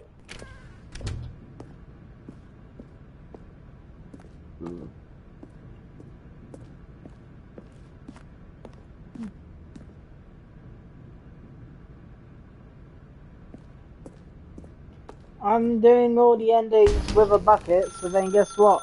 Now pick up the phone. Said I'm just doing this for a fucking this ending. is the sad story of a man named Stanley and his bucket. Once upon a time, I gave Stanley a bucket because I thought he was lonely and could use a friend. And then, very distressingly, he began to believe the bucket could speak to him.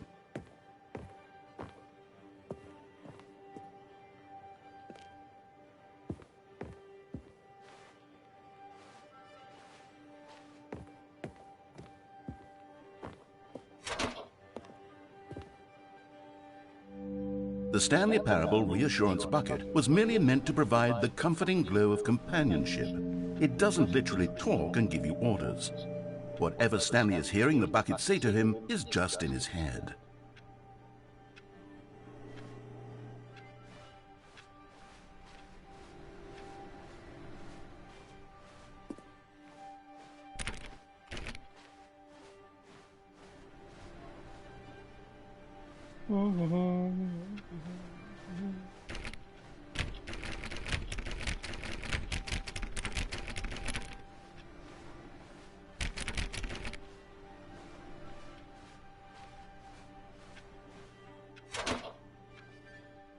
Lately, I've been concerned about him. Wouldn't you be concerned as well? To see him delusional like this, obsessing over an inanimate metal object? I want to say something to him, but I don't know how I can convince him. I don't know if he'll listen to me. Oh, I'll try anyway. Stanley, can you hear me? Listen to me. It's just a bucket. It can't think, it can't talk. All it will ever truly do for you is effectively transfer a liquid from one location to a different location. That's it. It doesn't do anything else. You see, he's not listening. He's still taking orders from the bucket. You know, once upon a time it was me he took orders from. Me he trusted and listened to. Now all he cares about is this awful bucket. This stupid hunk of metal. It's sad, but I suppose he doesn't need me anymore. From now on, he's just going to cling to this bucket, this cold, empty bucket, this sort of shiny bucket. Well, I'll give it this. The bucket does have a nice shine to it. Yes, I suppose on closer inspection that it doesn't quite look like your average hardware store bucket. It's just a little more, what am I trying to say? Sturdier, more capable of transporting liquid. Like it would be better at moving an amount of water from one room to another. Oh my God, what am I saying?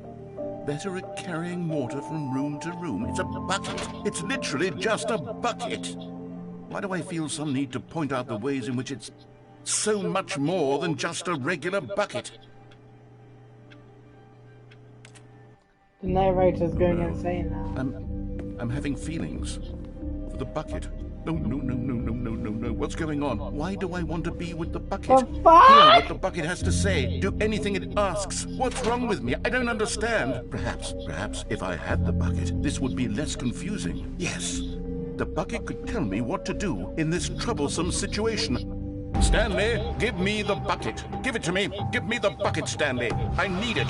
Give it to me now. Give it or I'll... The fuck?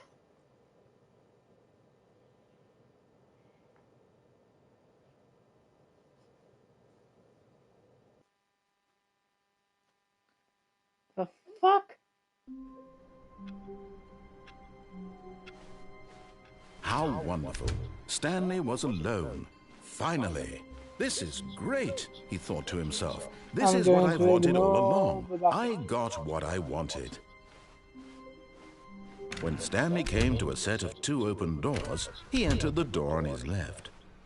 So, bro, tell me what button I need to push when I get there.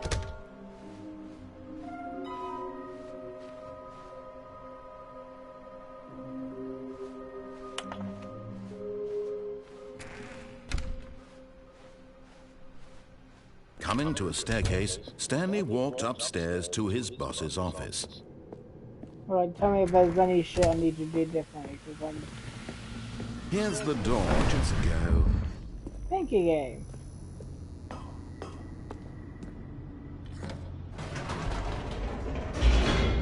Because I'm speedrunning this bitch. Because this is the last ending I'm getting. Oh, this is the last attempt I'm doing, so... Stanley walked straight ahead through the large door that read Mind Control Facility.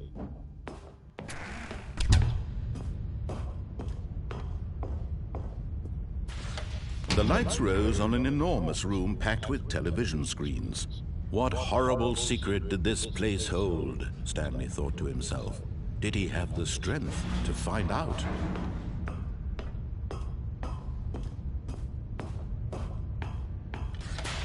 Now the monitors jumped to life, their true nature revealed. Each bore the number of an employee in the building, Stanley's co-workers.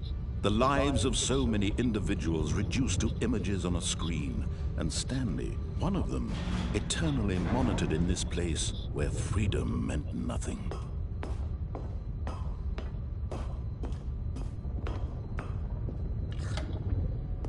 This mind control facility, it was too horrible to believe. It couldn't be true. Had Stanley really been under someone's control all this time? Was this the only reason he was happy with his boring job? That his emotions had been manipulated to accept it blindly?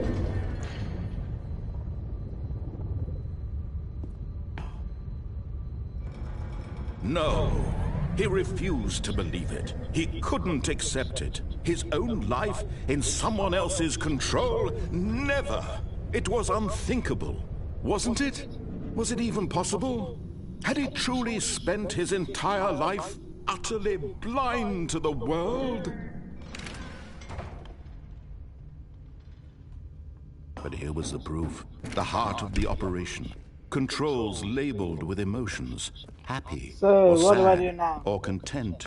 Walking, eating, working. All of it monitored and commanded from this very place.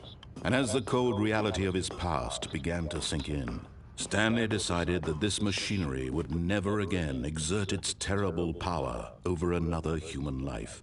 For he would dismantle the controls once and for all. What do I do? Do I try and exit out the door? Do I push the on and off button? Do I push a random button there? Okay.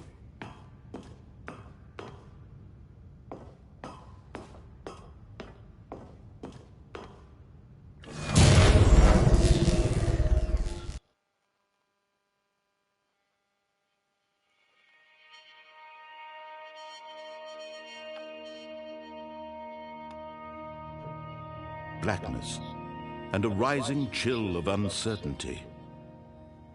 Was it over? Yes! He had won! He had defeated the machine, unshackled himself from someone else's command. Freedom was mere moments away.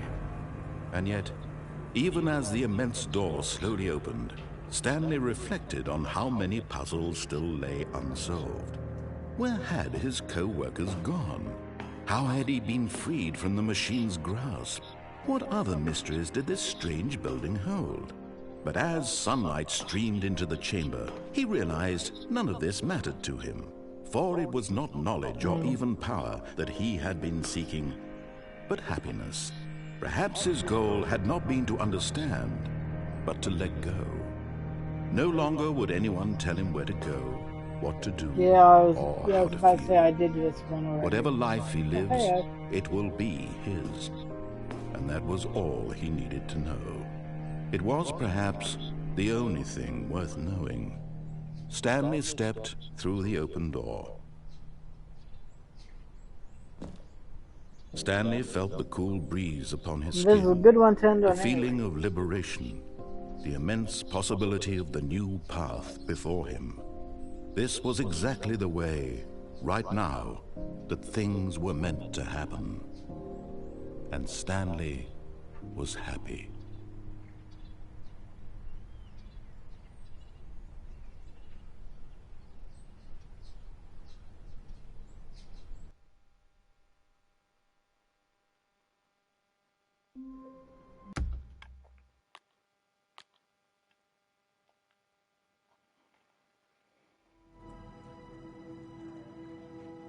Oh, it's still under the Stanley Parable 2 thing.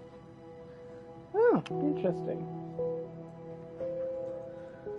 But yeah, that has been the Stanley Parable Ultra Deluxe or Stanley Parable 2. Whatever version of it you want to go with. I'm gonna stick with the Ultra Deluxe. Yeah. This was a good game. And next time, well, obviously I'll still be playing Baldur's Gate the usual days, but the new game I'll be playing is Bloodborne. And I already know it's probably gonna be hell.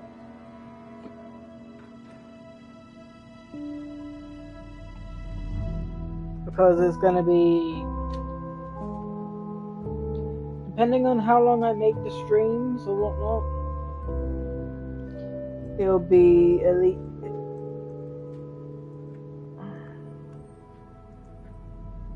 is there a difficult setting thing you can do on it to make it easy? Because I need an easy mode. I need to be carried. Okay. I'll be playing on easy mode anyway, because I cannot do.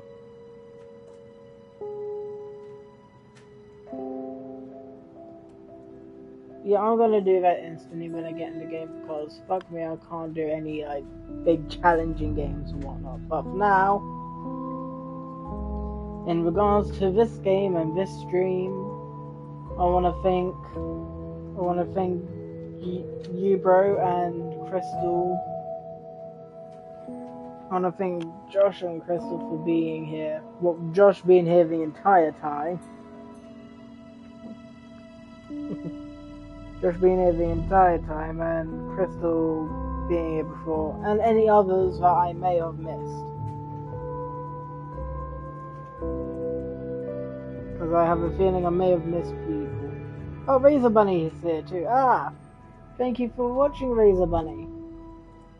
Yeah, I haven't been able to look through my phone and whatnot, because right now it currently says 6, but all I see is you. Oh yeah, you, me, Razor Bunny. I don't know if there's anyone else, but if there is anyone else, if you haven't already, leave a follow. Yep, thank you, Lurkers, because that's probably who it is. It's probably Lurkers, whatnot. Thank you all for being here, and if you, and yeah, thank you guys, thank everyone for watching this live, and for anyone who's watching this after the stream's gone live, hit the follow button, helps out a lot. And if you happen to miss this stream on Twitch, I upload it next day onto YouTube. Hello you YouTube people, hope you're doing well. If you've enjoyed this game or video, whatever one you want to go with, leave a like and subscribe. And if you want to see for when I go and for it, and for if you want to see me do these live, that's it. So if you want to see me do these live, I stream every single day on Twitch. And with all that being said and done, I hope everyone is having a good morning, evening, or afternoon, depending on where you are in the world. And until next time, I say goodbye for now. Bye bye.